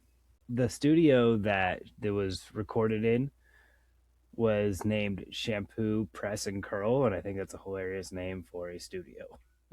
That is a good name. A lot of studios have. There's a lot of them have really good names. You know, not all of them. Some of them are pretty straightforward, but there's some cool ones you'll hear that you'll be like, "What? That's a studio? That sounds dope." The song topped more than 30 charts, including the Billboard charts, Canada's Top 100, New Zealand, and the Netherlands. The United States, Die with a Smile reached number one on iTunes. Within a couple of minutes, it was number one after it, like as soon as it released. It became iTunes number one. It had around 2.7 million streams on the first day. So this song, everyone raced to it as soon as it came out. I guess it did really well on Spotify and on iTunes. So like the streaming numbers were big. It had 201 days at number one on Spotify. That was their record for the longest running number one song on there. So 201 days. It was their most played track of this year, so that's noteworthy this year. It spent the second most weeks at the top of the Billboard Global 200, which we mentioned earlier. It spent 18 weeks at the top of their charts, which is second only to Mariah Carey's "All I Want for Christmas Is You." It spent 20 weeks, so it's the longest real song that's ever been up there. It is the longest running song with a female lead and longest charting duet in the top 10. So as far as duets are concerned, it's performed well. It's the fourth longest top 10 in Hot 100 history. So that's what this is important. Because I was thinking a lot of this is seeming like the streaming numbers were really big, but where's the radio play necessarily? But it is the fourth longest top 10 in Hot 100 history with 51 weeks total in the top 10. So it did stay in the top 10 for a long time and kind of pop up a couple of times. Because I was thinking, I don't know. This is a song that I know it. It's probably the song I know the best out of the top 5 from this year. For somebody like me, again, who doesn't know a lot of the music, this is the one that's really permeated and pops up every once in a while. It shocked me that it was number one, though, because that's being the one I recognized. I was like, this is number one. And then I went, oh, I guess I don't know anything else. But I wouldn't have thought this was that popular. And, it's not like I hear it all the time, but I know it. I mean, I hear it all the time for sure. I think it's a better song than some of these other ones on this list. Yeah, it's a decent song. I mean, I don't dislike it. I think that Lady Gaga's a good musician. I think that when I was younger, I didn't necessarily give her due. Probably, I was not at a point in my life where I wanted to listen to a female pop star, I guess. So now I listen to her and I go, she's actually pretty good. She's good, and I like that she writes her stuff and all that. So I think she's good. And then Bruno Mars, they kind of feel, if this feels like our generation's, Elton John and Cher or something like that getting together to do a song. Like, these are two people who now are they're not young hip pop stars anymore. They're like the elder statesmen in the pop star community coming together to do their big song, and they're topping the charts. Like, it feels funny. It kind of reminds me of when we go back to old years and we're like, oh, that's cool that Tina Turner came back and did so well or whatever, Like, this is our generation's version of that. Yeah, I guess you're right. Yeah, that's a good way of putting it because they've both been established on their own rights for many years. Yeah, maybe that's why this did so well, is because this is from this generation of musicians, this was the big song of the year. And so all of the millennials and people like us were like, oh, cool. Yeah, throw the Bruno Mars one back on. Like, it kept it in the top for forever because it wasn't like there was another one by, somebody else from that era that we could be like, oh, okay, but also you can throw on whoever else. I can't even think of somebody else that would be in that kind of, area of their level, because like Katy Perry might have been before, but she's kind of tarnished her reputation a little bit. Like people still like these two, and it's not like they keep coming out with music all the time. Like it's just like, fuck those guys. Like they're still good, and they both are musicians. They really do what they do. So Bruno Mars is actually the fourth musician to top 2 year-end lists after the Beatles, Elton John, and George Michael. Dang, good for him. So That's cool. he's the fourth person. Yeah, I would have thought that happened more often. I'm surprised that it doesn't. That's only ever happened those 4 times, him included, and it just happened right now. So other than that, it's only happened those 3 times. That surprised me. This song won a Grammy for Best Pop Duo / Group Performance, and it does feature all live instruments. I appreciated that aspect of it. Something that I thought about this song was that I assumed it was for the Joker movie, Die with a Smile. That seems like it has to do with the Joker. So I thought it was from that or something. Maybe that was her like influence for it. Well, he considered. Yes, yeah, exactly. He considered pitching it to her for the movie. But then he, I guess, waited and did it later. So it was initially going to be for that, and then it ended up just being a different thing that they worked on together. But it feels weird to have your movie, the Joker movie, come out, and then like a year later to come out with a song called Die with a Smile. And it's like, is this just your thing? Are you like Harley Quinn in real life now? Or what? Why are you so smile-based, Yeah. Funny to have it not be promotional for that smiley movie. Yeah, just be like, I made a smiley movie. Especially I made a smiley song. Smile. That's totally yeah, exactly.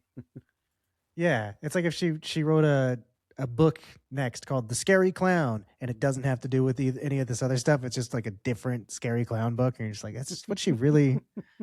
She's making her brand. Clown in the sewers. I did like the song though. This is my favorite song from the top 5, I would say. Yeah, me too. I agree with that. All right, well, that's about all I got to say for the top 5. What about you? Yeah. Let's move on to some of the other music that came out this year. This was an interesting one. I had a hard time. Like we talked about, we haven't been here. We've been in the past. So I'm used to hearing music from the 70s and the 60s and the 50s and shit. So I didn't recognize a lot of the music for the year at the year end. There's a lot of stuff I did know. We only did a 50 song playlist this week. It was the holidays, so we've been busy, and I just did the Billboard songs. I looked over the rest of the music that came out this year, and just none of it was noteworthy to me. I didn't know any. I mean, I didn't know any of the music that came out that wasn't from the Hot 100. I think at all. And the only stuff I was interested in was there were some artists that came out with stuff that I was like, oh wow, look at that! Like just old bands that were like Franz Ferdinand or the Lumineers or Coheed and Cambria or Ringo Starr or Snoop Dogg. That's why I'm wearing this shirt, just because of he had an album come out on Death Row Records. I got my Death Row Records shirt on because Snoop Dogg had an album come out this year. So I was like, that's somewhat interesting, I suppose, to these people. But I'm not going to listen to these and put on a song from some shitty album that these guys came out that probably isn't that good. But I thought it was interesting that these people were still making music. The one I will bring up and highlight, though, I didn't put any of it on this playlist. I just thought, whatever, keep it simple. Give myself a break for the holidays.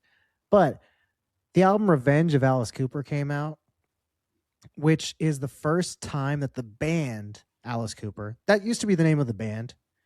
Yeah. And then after 1973 and their album Muscle of Love came out, the band broke up. He changed his name to Alice Cooper and kept releasing albums. So everything that came out after that fact is Alice Cooper the man. But before that, it was Alice Cooper the band.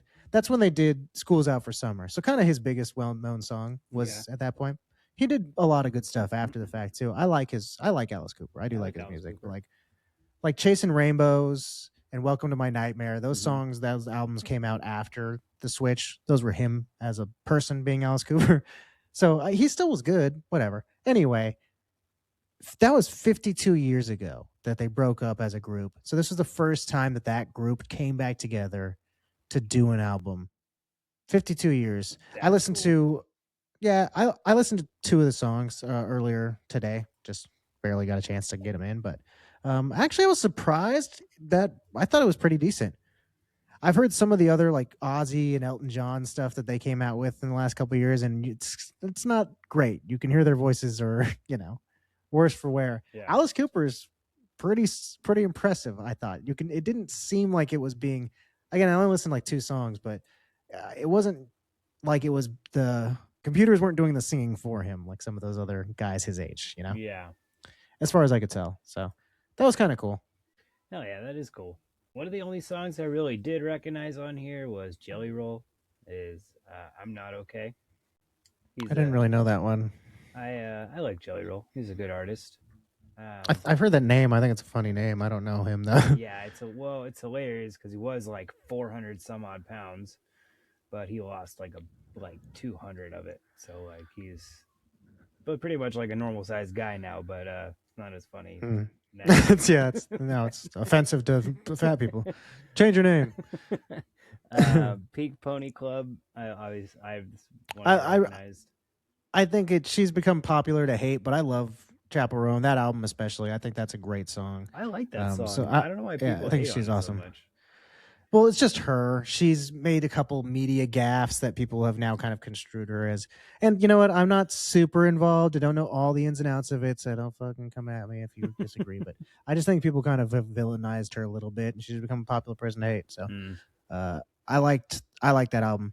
Also, Sabrina Carpenter is really good too. I'm surprised that Espresso wasn't higher up on the list. Yeah, I'm surprised it wasn't in the top 10.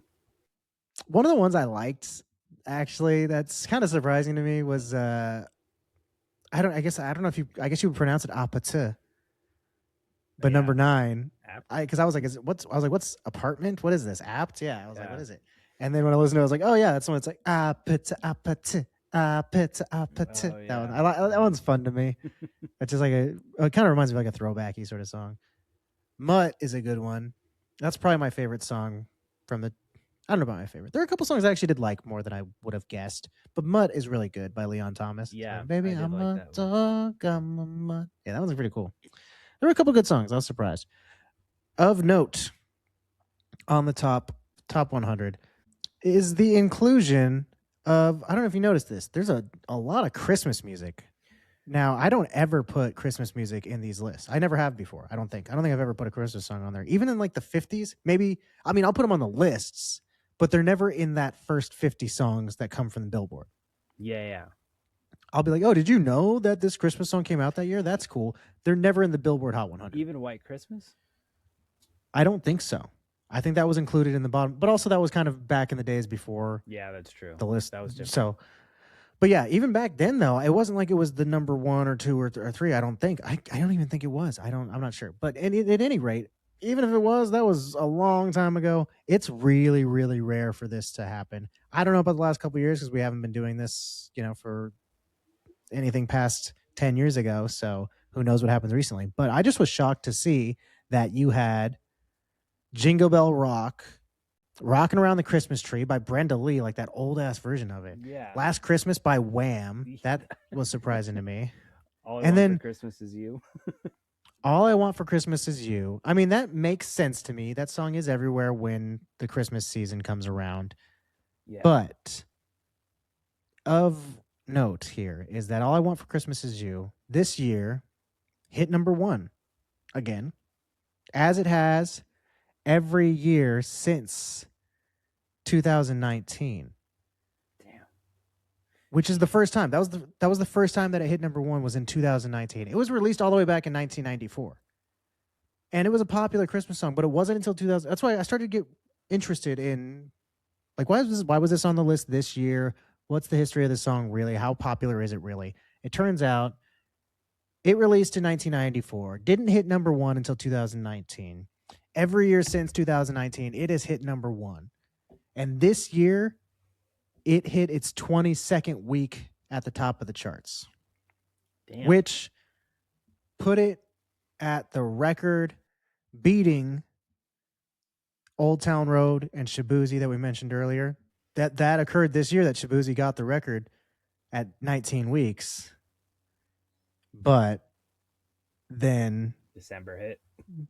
Then this year, yeah, you got All I Want for Christmas came out and took over, and that's 22 weeks that it hit this year. Damn. So that's the longest time anyone's ever spent at the top. And it's gonna do it again every year from now on, I guess. For the rest of our lives. I just thought that was so interesting because I thought, why? It's not something that has always been. I think music used to be more important. There used to be more better music that used to come out that people cared about, and so Christmas didn't influence it as much as it does now. So I think it's shitty to see that much Christmas music. It wasn't even just that one. There was a ton. Brenda Lee's "All Rocking Around the Christmas Tree." What the hell? What? Why is that million-year-old song on Jingle there? Bell Rock. Yeah, really shocked me to see all of that on there at all. So that just makes you that you have to realize that means that there's 5 songs that didn't come out that were good enough to displace those this year. Yeah. Really interesting trends happening in the music world. I think that really, I almost was going to say my opening monologue was going to be about how there was a real dearth of quality entertainment this year across the board. Die with a Smile was a good song, but it wasn't like it was this huge popular thing that everyone liked and talked about. There wasn't really a big song that was that, oh man, you can't escape that song, and there there was such a small amount of music that came out that Christmas music was all over the charts. And then the number one movie, we're about to talk about it. I was pretty shocked to hear this was number one as well. I get that it's popular, but this game that it's based on came out forever ago. Yeah. It's not like this is the new hit cool thing. I get that kids still kind of like it, but it's not the hot new shit anymore. We're about to talk about it though. We'll break now and get into the real meat of the story. So before I get ahead of myself, the number one movie of the year is a Minecraft movie. I thought it was funny. It was called a Minecraft movie. There could be more. They don't know. As far as we know, this is one of them. This came out on April 4th of 2025, directed by Jared Hess, written by Chris Bowman, Hubble Palmer, Neil Widener, Gavin James, Chris Galletta, and Allison Schroeder. Lots of writers on this one. It starred Jason Momoa, Jack Black, Sebastian Hansen, Emma Myers, and Danielle Brooks. Had a budget of $150 million and grossed $423.9 million so far. I mean, I know. Did you see it at all before we watched it for the podcast? I guess I'll start there. No, I did not. Did you? No. I've never played Minecraft, so I had no frame of reference for so many things. It felt weird to be. This is kind of the most like out of touch and old I've felt. I mean, I know I talked about that so much this episode, but to watch something and just go, wow, there's like a lot of people who are like excited when something happens on screen, and I'm like, I feel like such an uncle, I mean, if I took somebody to this movie, I'd be like, who's that? Is that one of the guys in the game? And they'd be like, no, that's just a character for the movie. And I'd be like, okay, sorry. I don't know which one's which, Does that happen in the game? I don't know. Yeah. Like the villagers, I'm like, okay, do they look like that? I had to look up so many things afterwards to be like, okay, that's why it looked like that. I didn't know anything about the game. All I know generally is that you go around mining stuff and building stuff. That's really all I know about it. I've seen like screenshots of the fact that there's like crazy things people build. I know generally what it looks like, but that's it. I didn't know the guy's name was Steve. That wasn't something I knew about. I'd seen pictures of the creepers. I knew what they looked like, but I didn't know there were dogs. I didn't know there were pigs. None of that shit, I didn't know there was a Steve either. I knew there was like zombies that like. Yeah, that was pretty much it. Did you know the pigs were like bad guys? Is that a thing? Is it bad guys? The underworld? All that shit? Like all that? I was like, I don't know if any of this is the game. I didn't know that. I didn't know that there was like. I didn't know there was like a storyline to it. I think, and I kind of feel bad now too. I feel like this is stupid. Now so much time has passed that I kind of now retroactively, I think my memory has separated a lot of it. But I think I used to get it way more confused with I think Fortnite. Because don't you build shit in Fortnite too? That's not the same. You build towers and stuff. Yeah, but isn't that you do that? Yeah, like, I know. I understand that it's different. I'm saying though, I used to get them confused. Yeah. That was the thing was like. I knew one was you built stuff and you stand on the towers and do things. So I kind of just knew both of the two most popular games around that had to do with building towers and things like that, I guess. And I didn't watch anything about them, so I didn't know anything about them. I just tell, like I said, a lot of my memories of this game I realize now retroactive. I'm like, I think I was thinking of Fortnite, Yeah, I mean, I knew the difference, but I still have never played it. So yeah, I didn't have like any reference to anything that we were actually watching. Yeah. But, let me get the synopsis before I forget. Embark on an adventure that has it all. A ragtag. God, why I keep saying ragtab? All right, one more try. When we're trying that, I'm done, and then we give up and we film them tomorrow. I'm not getting this. We'll come back. Cut. Embark on an adventure that has it all. A ragtag group of misfits, a mysterious blocky world, angry hordes of piglins, and of course, Steve. How will our heroes fare in the overworld? Will they ever get back home? And how will they deal with the minor ordeal of a piglin plot to conquer the overworld? Grab your ticket, snatch the biggest bucket of popcorn you can handle, and find out. That's the synopsis for the movie that came from Minecraft.net, the official site where you get all the information for Minecraft. So I thought that was an appropriate place to go for this. Yeah. So we got the Minecraft movie. We've talked a little bit about the game, so let's just talk about the movie now and kind of discuss that. I'll say up top that directed by Jared Hess. That was surprising to me. I didn't know that. He's the guy who did Napoleon Dynamite and Nacho Libre. Oh, okay. I didn't know that either. Yeah, and I don't really think there were much shades of those movies in this one, but I love those two movies. Well, it makes me feel a little better about Jack Black being in it. Yeah, I mean, there's some history there between the two. Yeah. This I went in kind of prepared to really hate this movie. You know, not that I was like, I fucking Minecraft, blah, blah. I just thought this is not going to be good. Movies in general nowadays are typically pretty bad. And this is a cash grabby movie based on a video game, like I said, that's 10 years old. That the only thing I know about it really is Chicken Jockey. That's the only information I know about this movie going into it. So I was not prepared to think anything of it. And I was simultaneously correct and incorrect about my assumption about how it was going to be. I ended up thinking, yeah, it sucked. It was not good. You know, it was slop, as Merriam-Webster would say, as far as just being, drivel. It was obvious. Everything about it was so obvious. Nothing about it was particularly good. But that being said, there were a couple times where I laughed out loud really hard. Yeah. There were a few times that really made me laugh. Jen, it was entertaining. We'll say that. I don't know if it was like a good movie, but I was entertained the whole time. Yeah. I think Jack Black's still funny. I really couldn't stand Momoa's character. It was annoying after a while, but then they kind of called it out, so that kind of helped a little bit.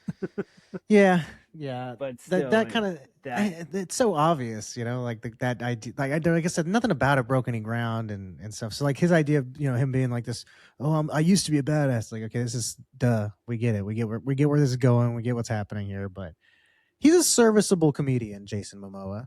Yeah, I don't think he's fantastic, but as far as whoever could be in a movie, I think actually, we've talked before, like a lot of these big old wrestler type of dudes. Was he a wrestler? I don't think so. Is he just an actor? I think so. I think he's just an actor. I gotta look this up. Is Jason Momoa just an actor? No, I guess he's just an actor, really. I mean, he does other stuff, but he likes to do things, but he wasn't like a professional athlete. Huh. I didn't know that. I assumed he was like from the WWE or something like that, Yeah. Because really, he got his I just knew he was popular from like Game of Thrones, and it's like when I saw it, I was like, that dude was in it for like 1 second. Why are we talking about him? So I assumed it was because he was from something else. It's not like he's acting in it. You just see him and he's like strong. So anyway, kind of makes me like him less. I kind of assumed that he had some reason to not be a good actor, but he's just a bad actor. So then I just don't like him. Nah, dang it. I kind of thought he was like, because I was thinking he was like Batista or John Cena, because those guys, I actually do enjoy watching movies and things with them in it, despite them being like, athlete guys. I'm like, they're actually pretty funny. I think both those guys are better actors and are way funnier than Jason Momoa. So Jason Momoa, you're on my stinker list. From now on, any list that any movie that he is in should have gone to Batista or should have gone to John Cena. So. Cena retired from wrestling this year. That's a fact we didn't throw in. Yeah, we should have talked about that in the sports section. That was a big deal. We'll talk about it next 10 years from now because we're not redoing this year anytime soon. Yeah, that's a good point. Good thing you remember to say that. All right, this movie though. I mean, like I said, I think it was entertaining. I don't think it was good. I wasn't like super enthralled the whole time. You know what it reminded me a lot of was the Mario movie. It kind of felt like the exact same plot, basically. Like this person is in the real world and they get transported to this crazy world that's the world from the video game we all know. You know what I Yeah. mean? And then they just have to get home or whatever. And then all the humor. Every movie feels like that nowadays. It just felt the same as every single movie does now. It just happened to have the Minecraft like skin over it, you know? Yeah. And the fact that it was directed by somebody that I know their movies, there's not that many people who have a more distinctive style than the guy who did Napoleon Dynamite and Nacho Libre, like super weird, specific movies. And this still came out feeling exactly like every other movie that's in theaters somehow, you know? It's Well, interesting. they did have a lot of hands in it. That's true. Yeah, all those writers that we named. Yeah. There also were a couple other directors that were attached prior, not just people that were like considered or whatever, but like full on dropped out due to creative differences. So clearly, studios had a lot to do with this movie. The people who were involved beforehand were Rob Mack, which I forgot that that's what he goes by now. Rob McElhenney used to be his name. He changed his name legally to Rob Mack. The guy from Always Sunny. Second time they came up this episode. The other half of the Caitlin Olsen couple. Caitlin Olsen's husband, Rob Mack. He plays Mac on Always Sunny. He was initially the director, or was one of the initial directors, as well as Sean Levy, who, same reasons, left over creative differences and things like that. He was a director who did the show The Famous Jet Jackson that I used to love from like Disney Channel way back when we were kids. I don't know if you remember that one. The kid was like an action hero, but like a real kid. But I think he also like starred as an action hero on TV, but turned out he was actually a real one too. I can't really remember.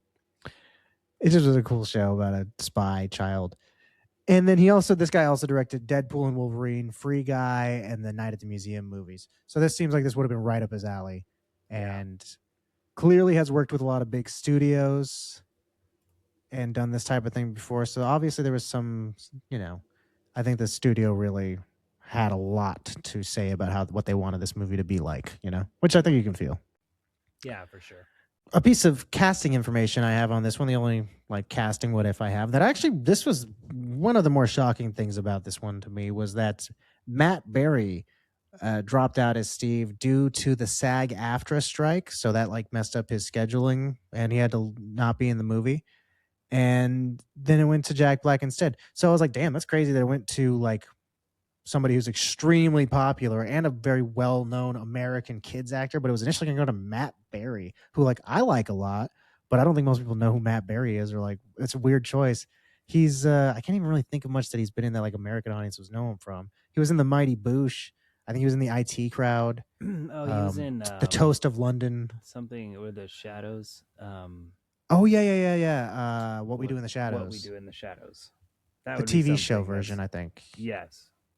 Yeah. Show. I didn't watch the TV show. I watched the movie, but I didn't see the show. That would he's got a great voice. He plays the pig at the end of the not the pig, but the villager at the end that she falls in love with. I don't know if you stayed for the credits sequence. Mm-hmm. Yeah, I did. Yeah, so that's all he got to do in the movie. Like it's like, damn, he must have been pretty upset because again, he hasn't done a bunch of huge marquee things, and he was set to be the star of this. That's got to be a huge bummer. And then he goes to Jack Black, who did not need the money, Yeah. or the bump in his fame or anything else. Jack Black, speaking of him, he brought his signature flavor to the movie, obviously, by doing a bunch of songs. Yeah. Similarly with Mario, like I mentioned earlier, that the Peaches was huge from that movie. This one had a big hit in the Lava Chicken song. That went to the UK top 40. It peaked at number 21. Damn. Which is actually Jack Black's biggest hit in the UK. That's crazy. And the shortest UK hit ever at only 34 seconds. Dang. Yeah, kind of funny. That's so cool. Yeah. So, yeah, I mean, that's funny that he kind of gets his biggest musical hits based off of these movies, it seems. Right. Well, because Peaches was really popular. Peaches was super popular. Yeah. And in this one, my brother sent me on my birthday this year. He sent me the he's doing like an improv song to distract all of the bad guys. Oh yeah. And he's like, friendship is the noise you make when you're blowing up the candles on your birthday cake. It's funny that's like they're just letting Jack Black do his thing in these Just do movies. It's whatever he funny. wants. Yeah, and also it's like just show up looking however you want. Don't worry about what shape you're in, what Yeah. your hair or your beard looks like. We don't care. We just come and do your thing. You know, we're not here to judge, and no one else cares. Nope. Hey, when you're that good at being yourself, just do that. It's so funny. Just put in less and less effort, making more and more money as it goes along. You're just like, I can't lose, dude. This is great. Anything else to say about Minecraft? Nope. Nothing else. But All right. let's find out what our rankings are for it out of 2025 chicken jockeys. Oh yeah, chicken jockeys. I forgot to even bring that up. What do you give this? I guess I'll say 1,175 chicken jockeys. I'll give this 1220 chicken jockeys. Yeah, the chicken jockeys thing. That's funny you bring that up. I mean, if you guys didn't hear about that, it was like in a lot of the theaters. I mean, obviously, how would you not hear about this? But like, yeah, that was like not gnarly. There were people like throwing popcorn, going crazy, doing all that. But like the biggest weird one was that somebody like brought a live chicken into a theater in like a Denver or something like that. I feel like all this crazy theater stuff always happens in Denver, and yeah, they like threw it out in the audience, and poor bird. I can imagine how to get smuggled in. It must have been stuffed in his pants or something like that for like Right. the beginning of the movie, Yeah. and then have to wait. That should happen pretty late in the movie too. You're like, and then like he watched that movie, left, and was like, I have to do the chicken thing, and he like came back. Yeah. Like bought another ticket. I think on the one hand, it's neat that there's something that's getting passed around from kids to do. Also, as movie theater owners, you have to be happy something's bringing kids into the theater to come see this movie, even if it means you have to do some extra cleanup. They're also paying for concessions. You know what I mean? So they're That's paying true. for a lot of popcorn, Yeah. and like they're going to eat some too. So there had to have been at least a couple dozen kids a day who would like buy a bucket of popcorn, get halfway through the movie, and be like, ah, fuck, now I got to go buy more because I ate all of it. You know? Get the refill, So- free refill ones. You just buy two. You buy one for eating and one for throwing. So there's, there was some positives, but also it's so obnoxious and terrible to have to just force these poor kids who work at theaters to clean up after you because you wanted to yell chicken jockey for 1 second of fun. But it's it's relatively harmless. It's the internet, people are all about it these days. And I guess as theater kids who work at movie theaters, you don't really have to clean up that much anymore because nobody goes to the movie theater. So it's like if one day, somebody throws some chicken jockey stuff around, you got to deal with it. If you got to clean up chicken shit one day a year, so That's be not that it. bad. There's some other movies that came out this year that I was surprised. I was going through and I was like, I don't really think I know that many. And I ended up just writing down, and I was like, I'll just only talk about movies that I've seen. So I only wrote down those. I ended up writing down way more movies than I expected to. I didn't really know that many. There weren't a bunch that I was like, oh, this was a huge movie. And I think if this was a year again, like with the music and stuff, if we were talking about this year in 10 years time and remembering this year, I'd be like, I don't really remember any of these movies, Yeah. Like none of these are these big movies. And it's not like a bunch of the ones I didn't see were like, oh, but I should have seen, like Black Hawk Down. Yeah, I know I should have seen that. I never saw it. You know what I mean? There wasn't something like that from this year for the most part. It's true. The one big one that I didn't see, the only one I'm going to mention that I didn't see for the most part, other than like one later, is Snow White. Notoriously terrible. Everyone hated it. I didn't see it. Did you see that one? No, I didn't really want to be honest. It seemed bad. No, it looked bad. I hate those Disney live action remakes, but it was noteworthy for being like notoriously terrible, apparently. So I did go see like Cats out of morbid curiosity when that was being talked about, Mm. So I was wondering if you saw this, but I didn't care to. But speaking of that same vein of remakes, I did see Lilo and Stitch and How to Train Your Dragon. Did you see either of those? I saw How to Train Your Dragon. I like that movie. That's all right. I mean, I loved the cartoon, not love, but I mean, I really enjoy the cartoon, and it was so similar to it that it really just felt like this doesn't really feel necessary to me. I think the cartoon's more fun to watch. Yeah. would It's agree with sort that. of neat, but like it sort of would be cool for like a 20-minute video or something. I'd be like, wow, this really does feel very similar, and they got a lot of the stuff in there. But I didn't need to see a longer version of the same story, you know? That's true. but they did do a good job. Lilo and Stitch, same basic thing I just said, but more intensely. It was worse than the. At least How to Train Your Dragon was essentially the same. Lilo and Stitch, every change they made it worse. One of the bigger ones, though, for the year was Superman. That was like another, actually surprisingly, that was I saw Superman. The only Marvel movie though, Marvel was the bigger of the two comic book companies for most of the last, decade or however long these superhero things have been going on. But I think Superman was a lot bigger deal than Fantastic Four. I didn't even end up seeing. And then Thunderbolts was the one I did see of the Marvel movies, but I watched the Fantastic Four. That was actually a pretty good movie. how was it? It was good. I was surprised. It looked cool. Oh, yeah. I liked the '60s motif. I want to watch it. It's on Disney Plus now. I just haven't gotten around to it. I thought it was fun. I thought it was cool. I don't know. I think it was just like a breath of fresh air to have something to have like a different set of characters to watch again. Like Oh yeah, I don't somebody- know if it's a different Earth, if it's different than Earth 616, or if it's like a different timeline, or or if it's just in the past. But it seemed like, at least from the previews, it didn't connect with a bunch of other Marvel heroes, which is Yeah. always my complaint of, like, I hate watching Spider-Man, and it's like, this isn't Spider-Man 3, this is like Doctor Strange 2, Spider-Man 3.5, fucking Iron Man 4, like all of them mixed together. Yeah. Yep. Did you see Superman? No, I did not. Yeah, I liked it. I thought it was cool. It was pretty mixed reviews. I think people were a little annoyed with the fact that they made Superman interesting. That's my opinion. Superman was not just a stoic brick of a character who walked in and went, "I can do it," and then did it or whatever. Not that it was great. I just liked it. It was to me, it was cool because it felt very comic booky. It felt very much like it was James Gunn, so it was him getting to do a superhero movie that was just like as big and grandiose and colorful and weird and wacky as he could. And I thought I liked it kind of better than his like Suicide Squad and stuff, where I think when he gets a little too self-indulgent, when he has no reins, like, it's like, you can make whatever movie you want. It's like, I think you need to have some guidelines. Like, when you try to be like, isn't this like edgy? It's like, it's a little too edgy. I think Superman was a little bit, having the, like, you need to make a Superman movie, not just a random superhero thing, probably helped him a little better. A little more tamed. Yeah. Well, superheroes are for kids, typically. They used to be, at least. So other kids' movies we got that I saw that are also rehashes of old things.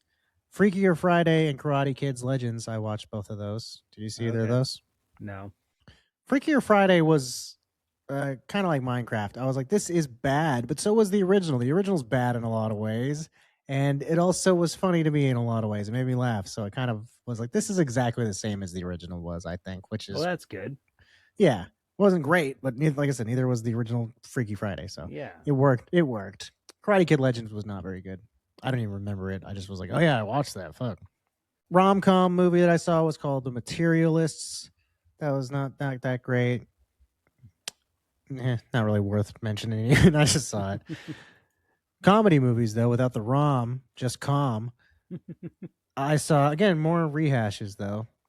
Surprise, surprise. Is that even worth saying? Obviously. The Naked Gun, Spinal Tap 2, and Happy Gilmore 2. Like, giant, all-time classic movies to be remaking. Did you see any of these? I saw the Naked Gun one. Naked Gun was pretty good. Yeah, I liked it.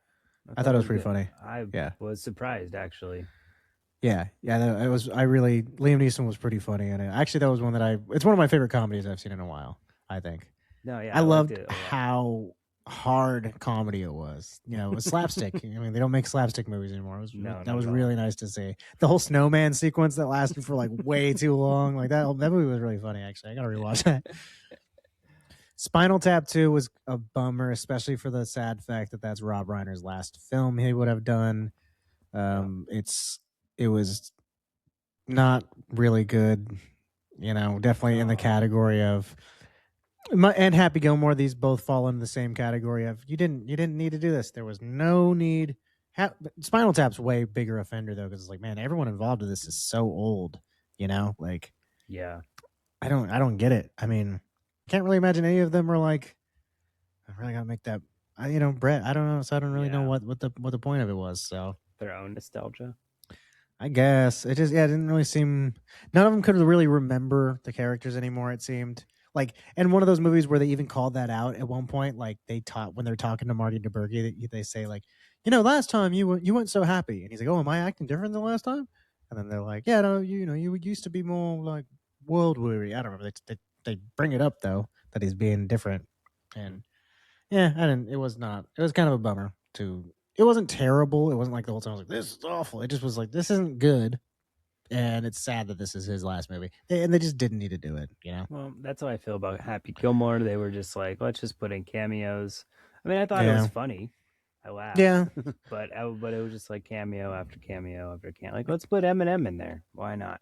yeah. That was kind of dumb. I thought the first half was pretty good of Happy Gilmore too, and then the second half, like once they started introducing like the weird twisty bones and shit, I was like, "This is just getting bad and dumb." Like it's got worse and worse.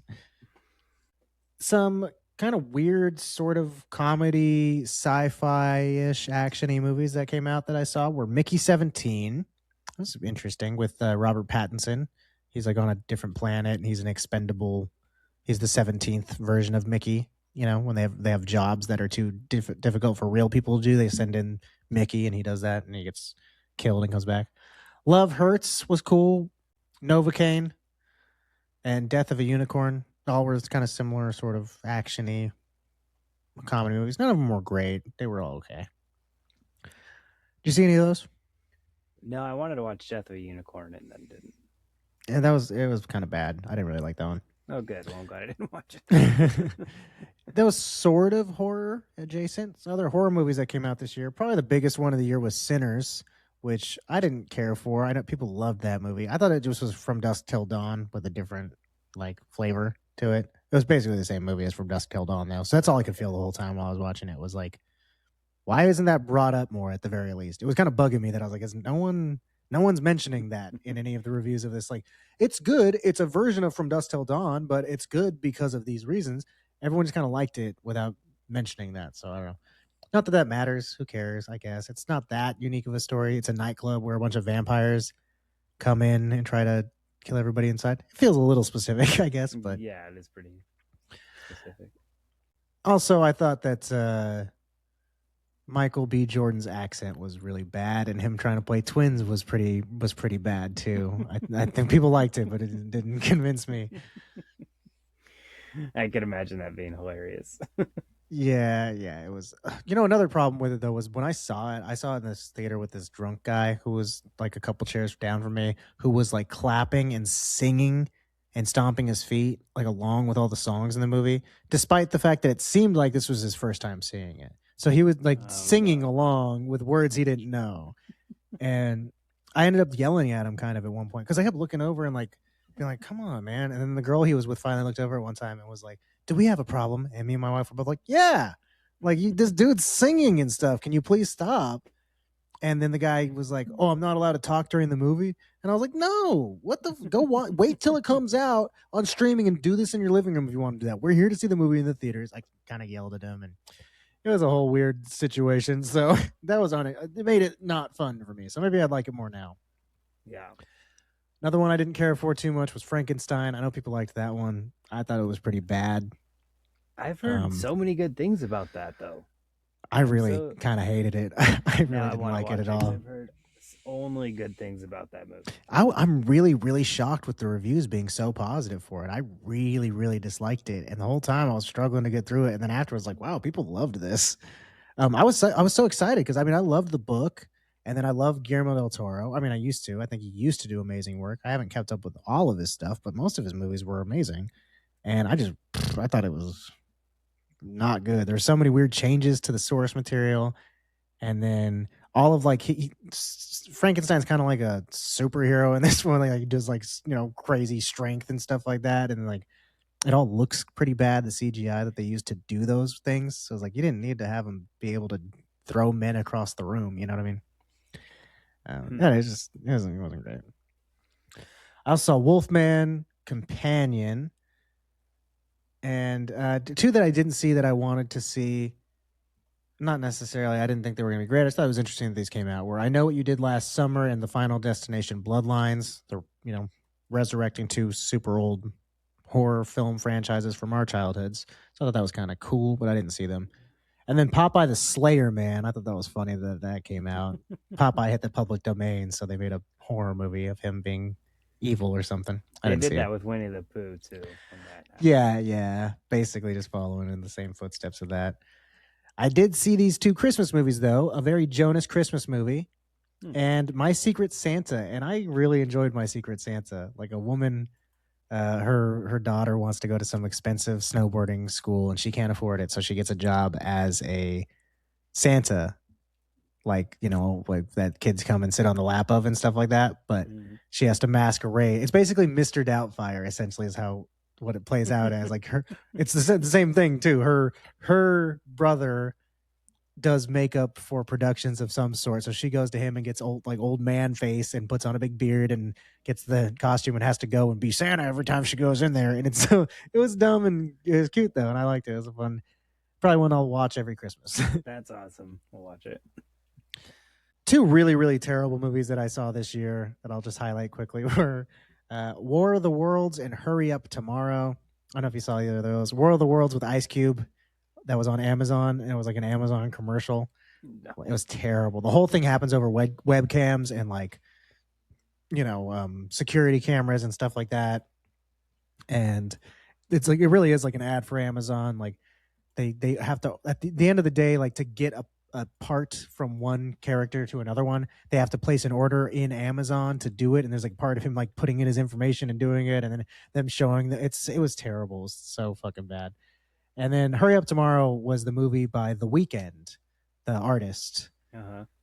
And it was real bad, real bad. Just a self-indulgent thing from him to be like, I'm such a tortured artist, and it was like how he gets kidnapped by Jenna Ortega before a concert of his, and she's like proving to him how selfish he's been in all of his relationships and stuff like that. It was awful. Just a real jerk off session for the weekend, But a movie I saw this year in theaters that was pretty fun to have seen in theaters. Didn't come out this year technically, but I saw Kill Bill, The Whole Bloody Affair, where they put both the first and second Kill Bill in. Yeah, so you just watch them all at one time, essentially. That's pretty cool. Yeah, long ass time to be at the movie theaters, but it was cool. It was really fun. They like extend the anime sequence in there too to make that like longer than it is in the original cut. So it was really neat. Very, very fun experience to have been able to see, and made me appreciate those movies a lot. I love the first one. The second one's okay, but the first one's so great. One of my favorites back when it came out, and I hadn't seen it in a while, so that was really cool. You have any other movies you want to talk about? To be honest, another thing that I felt so distant from. I didn't watch like hardly any movies that came out this year. I watched like a couple for this, like, and we already talked about them. So, because I've been watching so many other things. Yeah, we watched so many, things from old time years, so we don't really have that much. But like I said, I did see a lot more than I would have thought. Obviously, I've just talked about a lot of movies, and so I've seen a good amount of them. Just none of them were noteworthy. None of them were good. None of these are like a normal year. Like if we're talking about an older year, I usually have seen a lot of them that I don't think are worth bringing up. I'm like, no one needs to fucking hear about that movie, and unless it's like something weird and specific. But yeah, a lot of times it's like, okay, if something came out and it was fine, I might even just say it in passing, but it wasn't like this one. Again, if there was a lot of other good stuff, I probably wouldn't have brought up like Love Hurts or Novocaine or even Death of a Unicorn. Wolfman, like all these movies were pretty bottom of the barrel shit. Karate Kid's Legends, I barely even remember seeing that, even though it's a big franchise. It felt like, oh yeah, I forgot they did that. Kind of a bummer when it came to the movies. That's it. That's all I got to say about all these movies. All right. Well, moving on. If you're gonna keep something from this year, everything we talked about was pretty bad. The only thing I'm gonna keep around is on July 19th, there was the release of one of the greatest podcasts of all time. Wish We Were Then. Debuted on Spotify and iTunes and all over the place. You can find it. Follow them on Instagram. Follow them on. They don't really post anywhere else, but follow them everywhere you can find them and check them out. No, yes, honestly, us starting this show, my favorite thing to happen in the year 2025. I can't believe we've been doing this show for as long as we have. And that's what I'm choosing to keep along. Obviously, what else would if I don't, then we're fucked. Yeah, that's true. We're out of a job. Yeah. All right. Well, I am going to choose The Ghost of Yote. So another video game. Okay, that looked really cool. It is a super cool game. Actually, I did play that. You guys. That was I almost mentioned it earlier. Yeah, you guys will get any of the music, any of the movies. Good. Minecraft. Yeah. Of it. I'm glad.